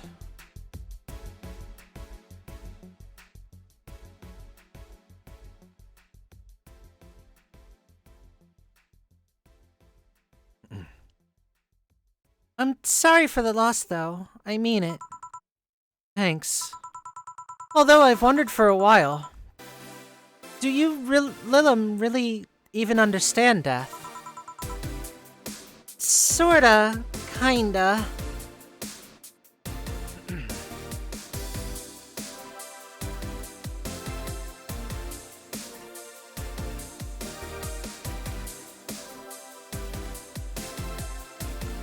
I mean, chat, you say that sex workers have a difficult time doing stuff that's not sex, but have you seen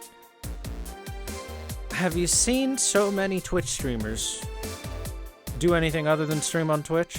They're usually fine at it. It's the same thing, really. Twitch streamers are basically just sex workers. I'm here to fillet your ears with my voice.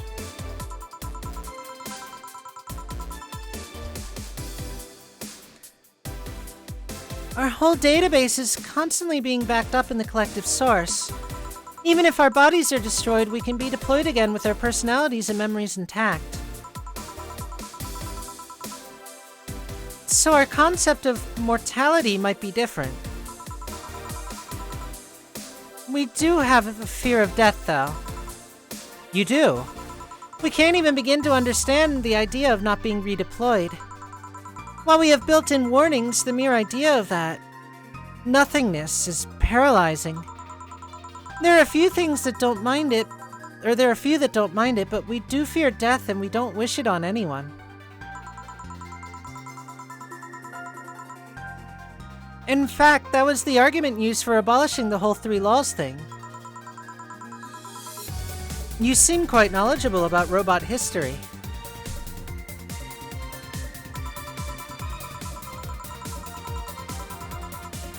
Seeing what others have done to make sure I can live life like the way I do helps me not take things for granted.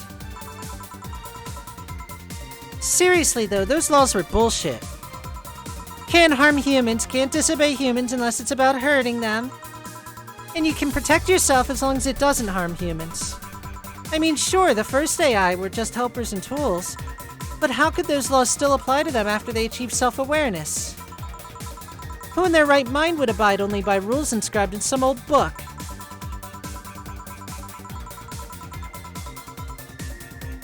If I remember correctly, those were only the distilled versions of the laws some writer imagined over 100 years ago. They were a reduced version of all his ideas. However, many authors afterwards took to them like they were the very laws of physics or something. And like many other things, people distill and exaggerate what they need and use it for their favor. Wow, you're a nerd. Look who's talking. Let's change the subject a bit, though. The mood's getting gloomy. Your apartment is very comfy, you know. It's a tad small, though. Sorry about that.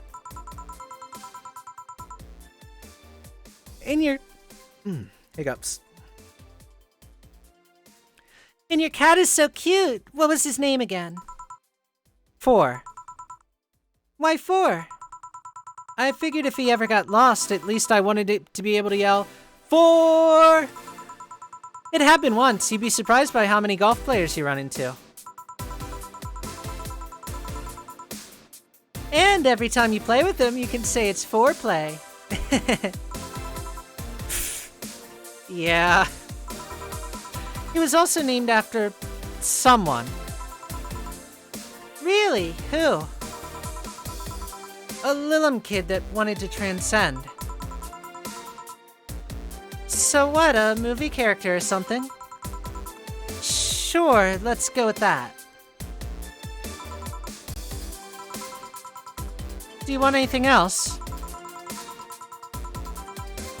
Let's see if you know me that well. Give me something I'd like.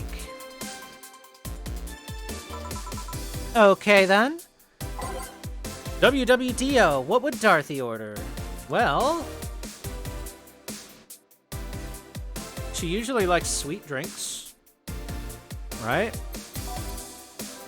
Sweet drinks and or girly drinks. Girly sweet drinks.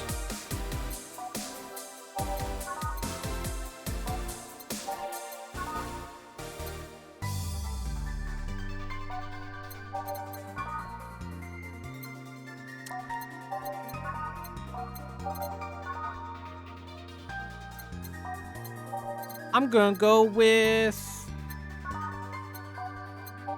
probably the Moonblast, because it's also happy.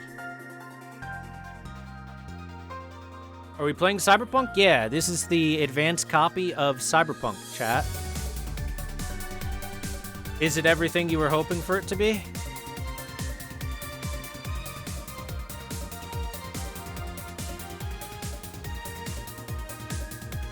I wonder when we're gonna run into Keanu. Probably soon.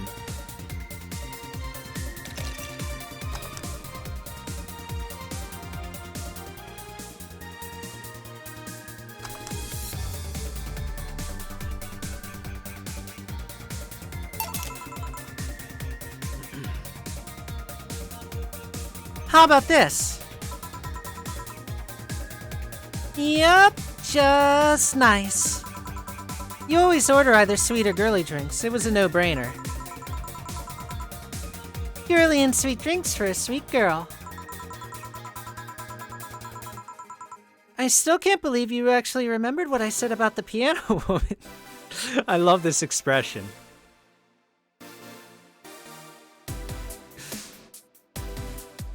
Capital D colon, but instead of colon, hard eyes.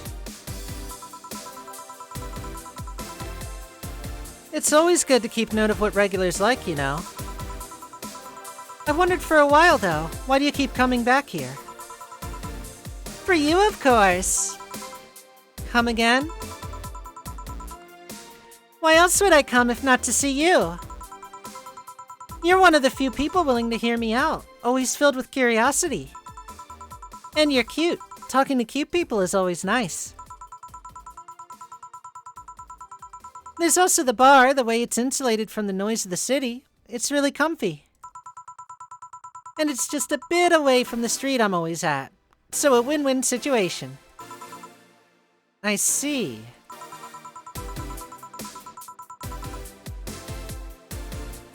It was weird to see you down, though, especially since you're always so lively. Well, I wasn't really down. I was just thinking about a lot of things. Like what? Well, my mom, guardian, asked me to go home on Monday for a bit. And as much as I love her, being with her is usually tiring.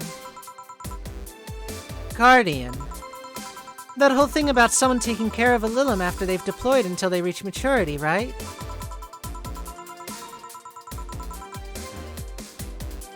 Yep, and I'm proud to say that I reached psychological maturity in just 1 year. They always try to keep a varied pool of volunteers to make the collective source grow faster. So, what's wrong with your guardian? Well, she still treats me like a kid. The worst part is that sometimes I fear she might see me as some sort of replacement for her dead daughter. Huh? Dead daughter? I was deployed to her not long after she lost her daughter. A contrived coincidence, really.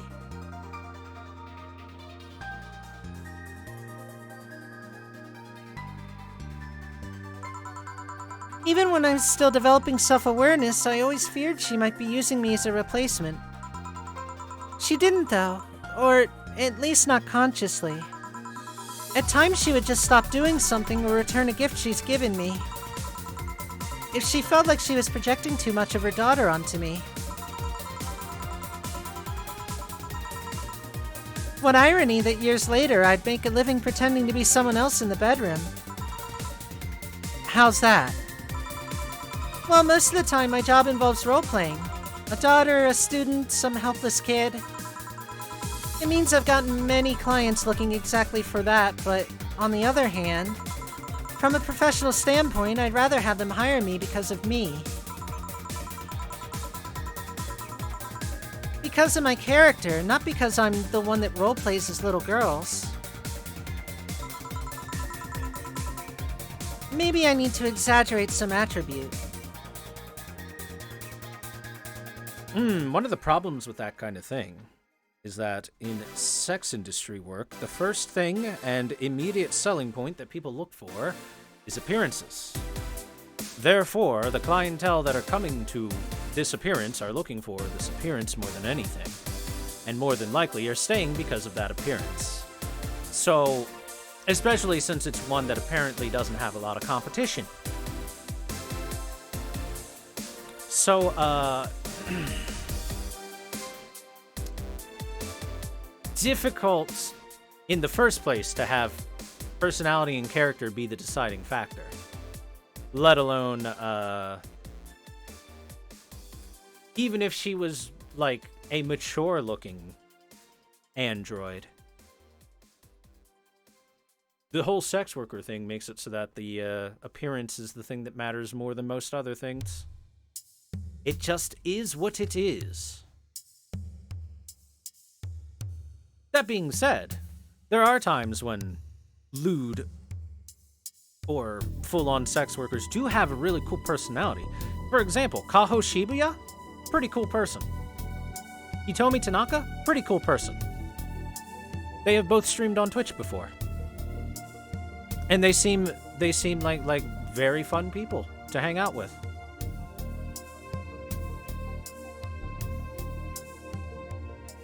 I mean, you say they still do, but few and far between. But yeah, that's just called being in a line of work that makes it difficult to get that kind of fulfillment, you know?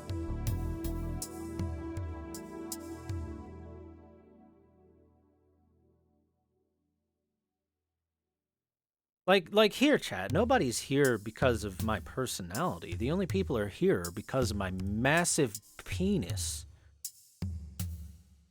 All the tier 3 subscribers know about it. That's why they stay tier 3.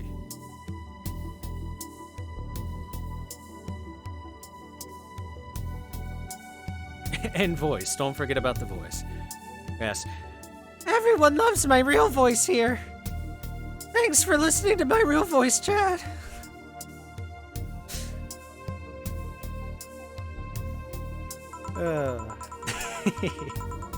I hope you don't mind when we go off on a tangent now and again.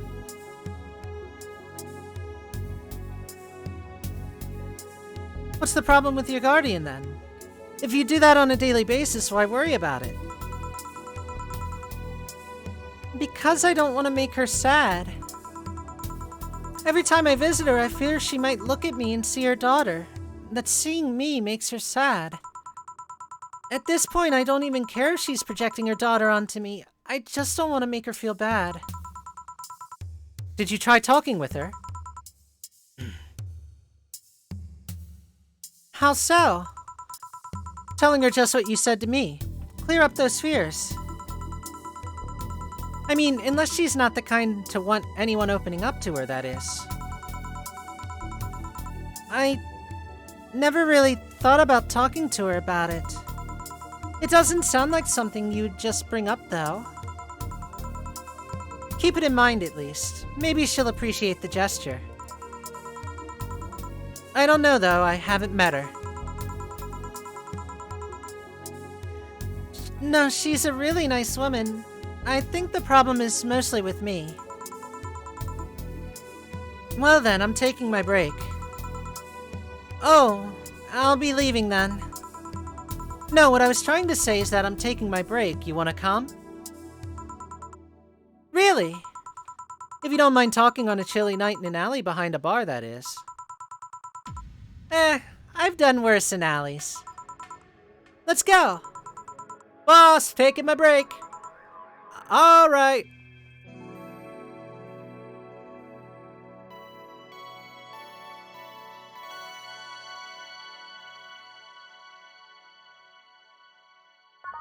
Yes, chat is here for my personality. Both of them on my chest.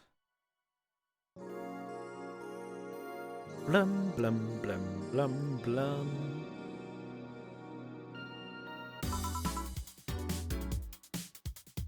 Want one? Are you really offering a little girl a cigarette? Now you're a little girl? I always am. Innocence, however, is another matter entirely. But anyway, thanks, but no. Smoking seriously messes with my air filters and they're a hassle to replace. Don't mind me though, smoke to your heart's content. Thanks. So, why don't you tell me about this guardian of yours? I want to know what kind of woman she is.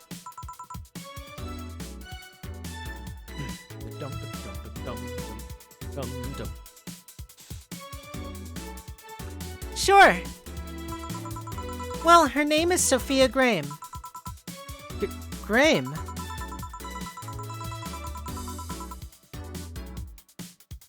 She's a retired PE teacher. Nowadays, she works at a gym during the morning shift. She's pretty fit, if I do say so myself. She had a daughter. Apparently, she suffered from nanomachine rejection all her life. And when she finally healed, she was hit by a truck. God, that's the worst. What a fucking roller coaster.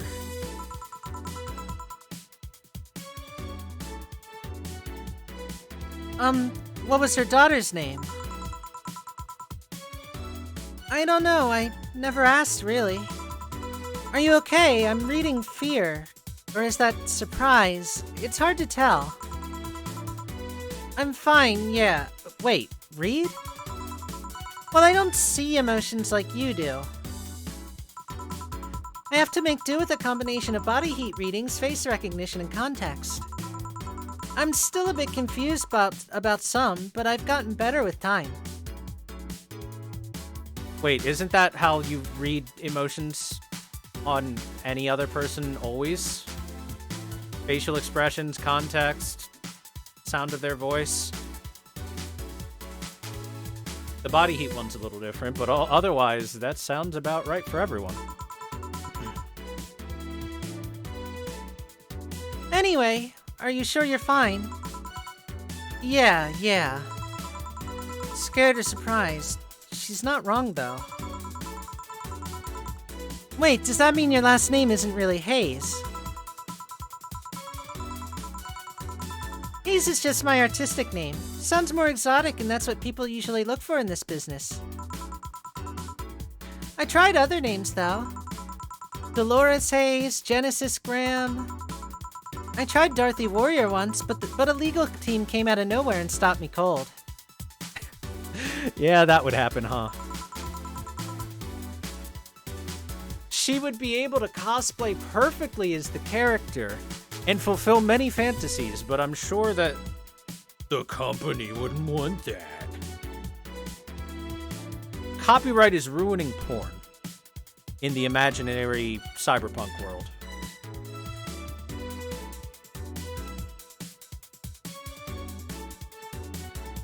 So, what's your legal name, then? Rebecca Dorothy Willow Graham. A bit of a mouthful, if you ask me. Whoops. So Dorothy's actually your second name. Should I call you something like Becky, then? People have always called me Dorothy rather than Rebecca for some reason. That's why I chose it. It's useful, too. People have tried to falsify stuff using my name and they always get caught. Because they use Dorothy Hayes as their name. Yep. Only my mom, guardian, calls me Rebecca, so it's weird to hear it from others. I like that she calls her mom. That's adorable.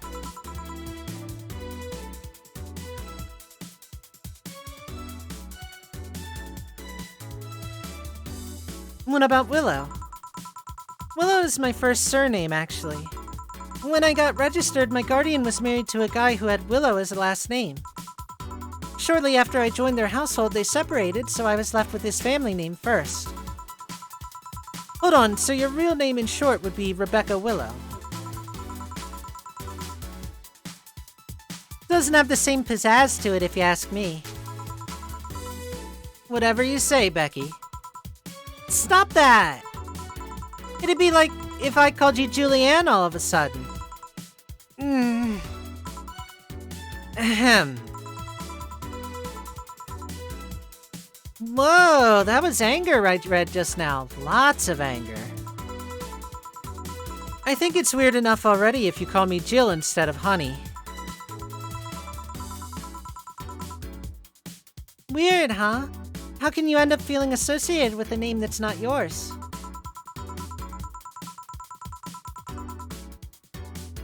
I have an uncle that's always called me Tina. He kept calling my cousin Tina Jill for some reason. Neither of us mind it, though, because he's calling us what he thinks we're called instead of mixing us up. That, and it's completely useless to try and correct him. But you know, maybe that effect is true for your clients, too. How so? Well, you're worried about your clients not hiring you because you're you, right? But think about what happens when it's announced that a character will be played by a different actor. Sure, it's a character, but people are also going for the actor playing the character. So you're saying they go for my roleplay instead of just mere roleplay? Sound too far-fetched? Sounds plausible, actually. Okay, honey, I'll take my leave now. I don't want to take up all of your break. Thanks for the chat. I'll see you at the party tomorrow. Bye-bye. I need to remember to buy more cigars.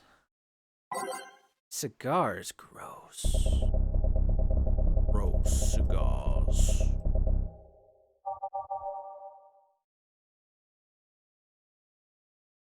Chat, would you like to perform some nighttime maneuvers with me? As I pierce your dark.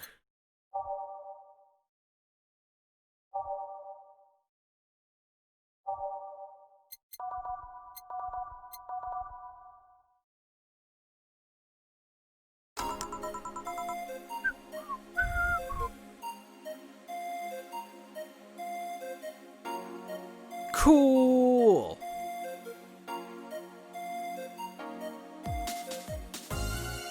Maybe, DX Savior, maybe. Back, did I miss anything? Unless you count the worst PPV main event fight I've seen all year? Not really, no. Ah, they pushed Roman Reigns for SummerSlam. Alright. You going out? I'll have a word with Gogo outside. He was so hyped for that match, he must be devastated. Okay, then. Welcome to Valhalla.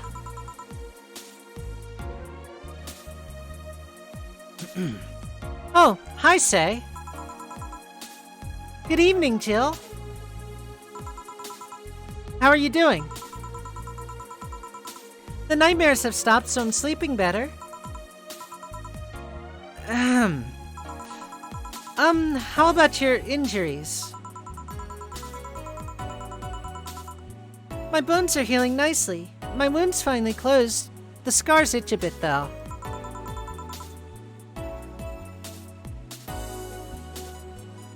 Well, that's good to hear. Are you by yourself today? Yeah, I'm running a couple of errands by myself today, but I wanted to come here for a while.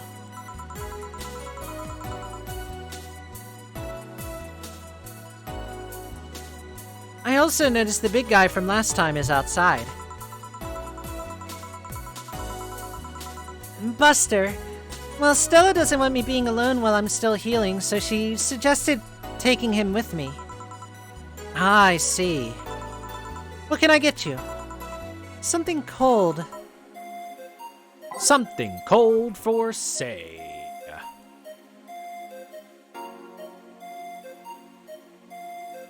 I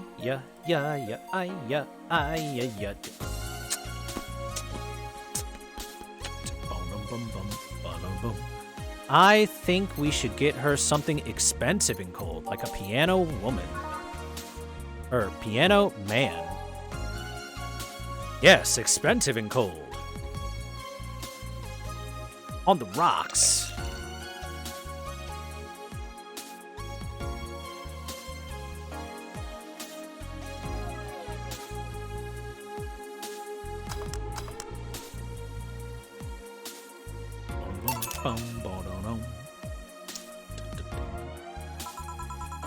Yeah, this is good.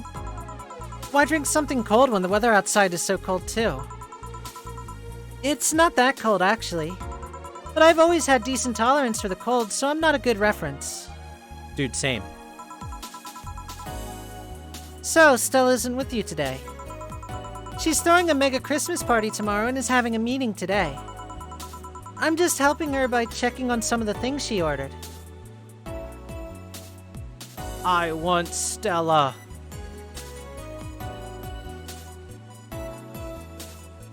Lolly tantrum.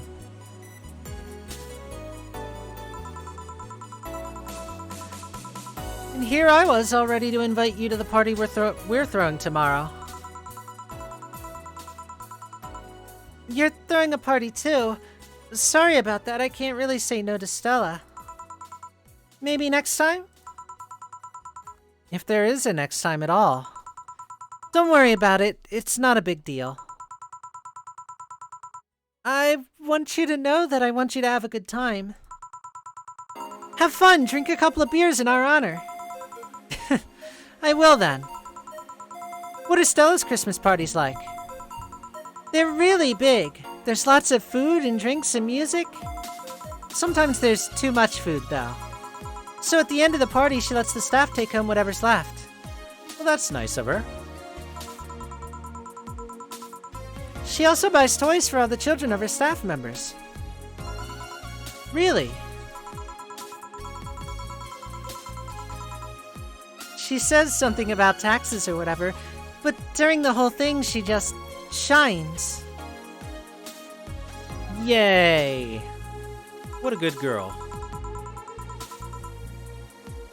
She carries a beaming smile that I don't see any other day of the year.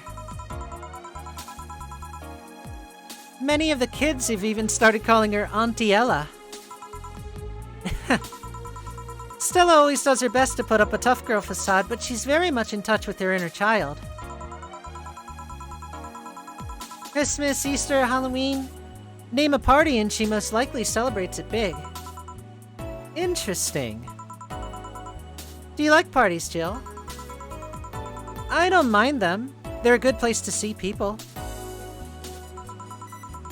I'm not one to actively look for parties to attend, though. I just don't mind going to them.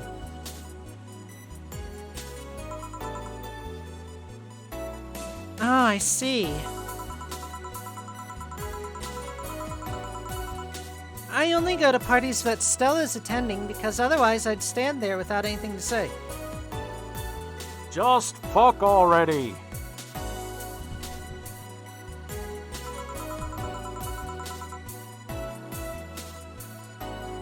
That and I'm not one to wear dresses, you know? You're not? I'm a tad too ripped, so they don't look cute on me. That's a lie. You put the cute dress on, say. Although with all this healing I have to do, I won't be as fit for a while. Put the cute dress on. They're too, breezy, too. I feel like I'm wearing nothing at all. But I bet you'd look good in a dress, Jill. Are you saying Jill isn't shredded under that bartender's outfit? How insulting. It's been years since I last wore one, I wouldn't know. Last time I wore one, I remember worrying my arms were too thin or something like that. We all have a complex, huh? I mean, even Stella has her own. That's hard to imagine. Aye. Oh, but she does have one. She distresses a lot about her bust size. Oh. Really? She's not that small. I think I'm smaller than her, in fact. Actually, it's the opposite. The opposite kind of complex, I mean. She's a bit self-conscious about having a big chest. Really? Again, I've seen bigger chests than hers, to be honest. Although I guess comparisons are useless here, they rarely help with complexes. Well, she does go the extra mile to hide it. In fact, I have no idea how she does it. I mean, I've seen her before and after she tucks them away, but I guess I never cared enough to ask the specifics. That's also why when she goes out, she styles her hair in those, drills? They look a bit drilly, don't they? She styles her hair like that to help divert attention away from her chest. She seems affluent enough. Why not go through a reduction surgery? Because she also kinda likes having that size. She takes her bust size after her mom, and Miss Carmine is quite proud of her chest. Puffing out your chest is a sign of confidence, and a bigger chest means more confidence to show. She says something along those lines a lot.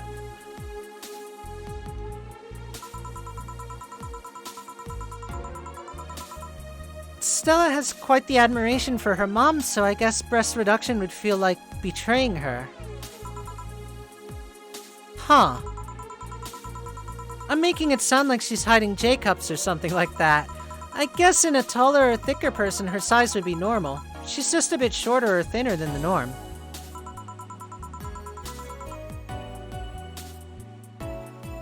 Do you get self-conscious about your bust size, Jill? Nah, not really. I've been more self-conscious about my height. Although it usually comes up whenever not being average height hinders me somehow. Ah, the roller coasters. What about you? Yes and no? It's not my bust size, but rather that I look too manly sometimes. And I can't help but wonder if bigger boobs would help with that. You're fine, don't worry. Thank you. Can I get you anything else? Do you have something non-alcoholic? I do, give me a sec. Non-alcoholic.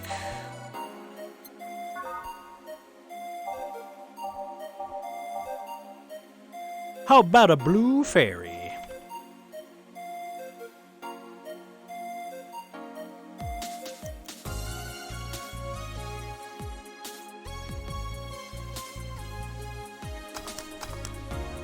Okay, you can only double up. You can't triple up.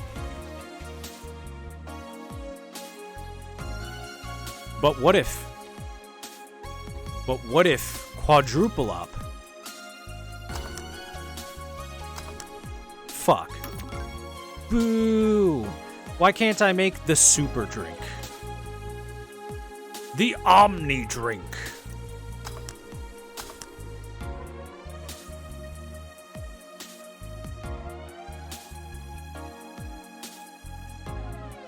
Good night, Turbo Baka. Here. Thanks. You're not one to drink that much alcohol, are you? It makes me feel sleepy, or at the very least makes my legs go numb. It's an annoying feeling, to be honest. Makes me wonder what's so good about getting drunk. I mean, I'm not above it, but it's not exactly a pleasant feeling. You feel like you're sleepy even when you're not. Yeah, that's true. Your legs go numb, everything starts sounding funnier than it really is. What's so good about not being able to control yourself? That's a good question, actually.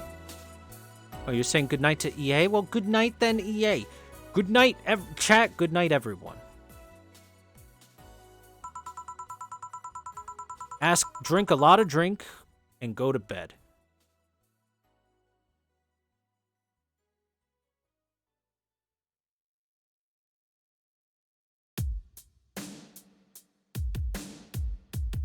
Cup noodle.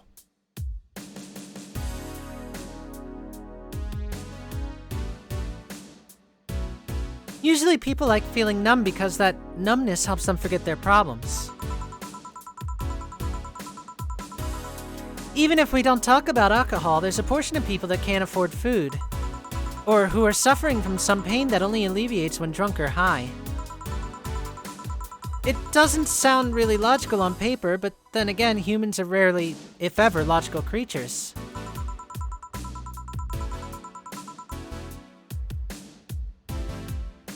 Despair and pain cloud your judgment and make you do stupid things. Yeah, I've seen that firsthand. This world has an ugly side nobody deserves to be a part of. Ahem. There's also a matter of addiction, you know? You start just liking the drink, but then you need more of it, and before you know it, you're hooked. Oh yeah, that too. So tell me, what kind of party are you guys throwing? Nothing fancy, it'll just be me, Boss, Jill, and a couple of regulars. They'll bring food, we'll chat for a while, and that's it. Man, that sounds so good. At least better than the whole planning madness Stella is throwing right now. If you ever throw something like that again, you let me know, you hear?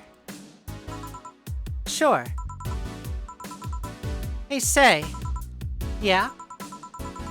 What do you plan on doing now? I'm gonna check one last errand before going home. No, I mean, what do you plan on doing now with the White Knights disbanded and all? To be honest, I don't know. I never prepared a plan B because I figured if you can go with a plan B, why not just make it the plan A? I'm not the brightest person, so I never graduated from college or even high school. I could go for a position with the police, but it wouldn't be as thrilling. And I'm tired of blatant corruption. I'm sick of it. But I am alive. I learned something after that hell in Apollo Trust.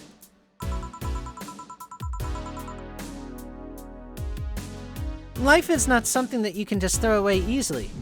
I beg to differ. I'm certain you could throw life away very easily.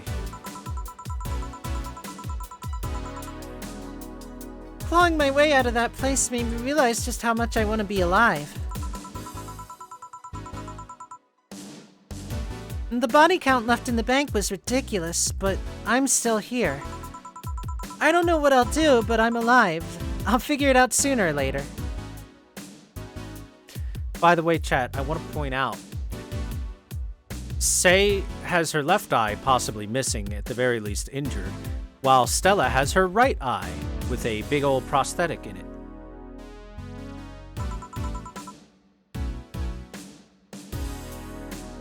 That's nice to know.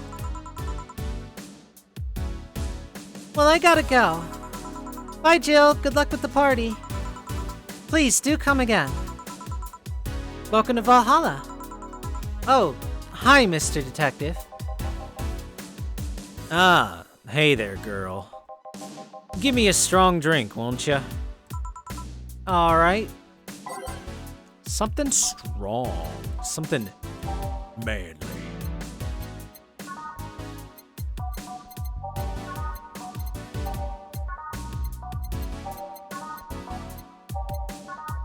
The Mars Blast. Strong, manly, spicy.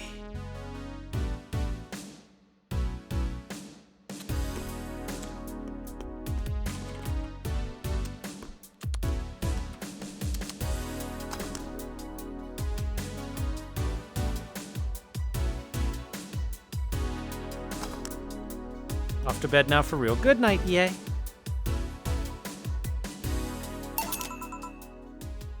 Here you go. Yes, this'll do. So what brought you here? Nothing special. I was just working on a case and happened to be in the area. What kind of work? Tracking someone. A gun for hire. What about the girl? Crimson something. I am tracking that girl. Didn't you just get out of that job? I did, but the guy offered a huge amount of money and... Well, I just couldn't refuse again. Well, it's your life, not mine. I wonder, though, there has to be more to that whole thing than just acting as middleman to look for some murderer. Say, how safe is this place? We're protected by the BTC property laws, the walls are soundproof, and I really couldn't give less of a shit about selling info to anyone. Okay, then. Wait, soundproof walls, why? Did you see those vending machines outside? They're quite talkative, the bastards.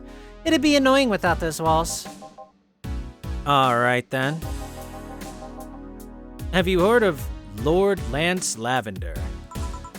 Nope. He's some big name from Kanyevana. Kanye No! No game, no Kanye country.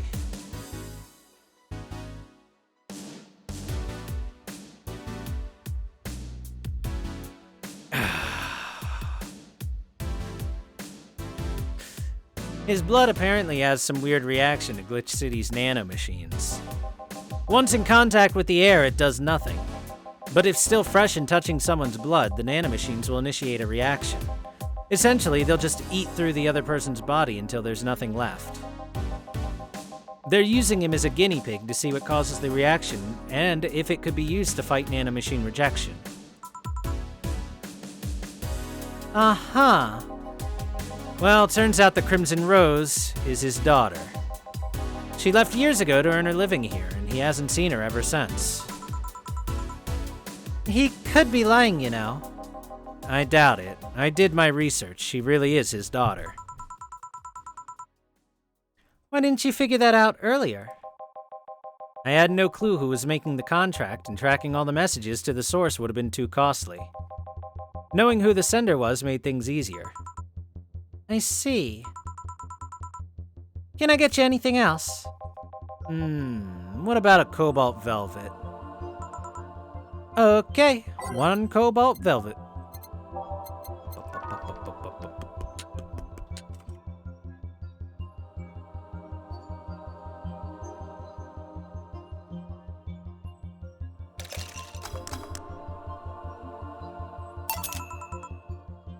Gentlemen. Here you go. Hello, Jill Stingray. Oh, you actually did it. Were you expecting me to mess up so you didn't have to pay? No. So what made you accept the contract anyway, keeping in mind all the risks you told me last time? He told me he wanted to see her again one last time, or at the very least deliver her a message. He could have been lying. Yes, people lie, you made your point. Even then, I felt like I couldn't say no. I mean, I know what it's like not being able to find your daughter. What it's like to be apart from her, not knowing what she's doing, or even if she's alright. You do? I have a daughter. She's about your age. When she was a teen, we had a big fight and she ran away from home. At first, I just waited for her to show up, but then I started getting worried and went out to find her. I couldn't find any trace of her. Nobody had seen her. Soon I was worried if something might have happened to her. I guess that's how my tracking skills and list of contacts began to grow. I finally found her, taking cover in some dumpster unconscious from starvation. So yeah, I just couldn't say no to his request of finding his daughter. But I don't expect you to understand. So how's the search going? I'm very close to finding her. That girl's pretty good at covering her tracks. Compared to her from before the bank incident, though, she seems slower somehow. Either she's let her guard down or something else is happening. What do you do when you find her? I have this letter I'm supposed to deliver to her. I don't know what it says, and I don't want to find out. What if she tries to kill you? I might not look like it, but I can take care of myself, bartender. You see this head? I've waxed this baby to a shine so bright it could blind an aircraft pilot. She starts coming after me, I'm gonna reflect light right into her eyes and she'll never see me disappear. You don't stay so long in this business without picking up a couple of tricks. Yeah, I guess you're right. Okay, I'd better go back to work before a trail goes cold. Please come again. So are you done? Yeah. Okay then, I want you here tomorrow at 8 p.m., no working beforehand. The bar will be closed. Come dressed in your absolute best, we're having a party after all. Ah, alright. Where's Jill, by the way? He stored all of our things in his home because of how close it was to the stores. So I told him to go home already and bring the stuff tomorrow. I see. Well, see you tomorrow, boss. Hold on, wait a bit and I'll go with you. Oh, sure, thanks. I know this small party is what you needed. Flawless service. Merry Mega Christmas! Let us celebrate Santa's resurrection as the Mega Santa that saved Christmas from the Redmonds. And happy holidays.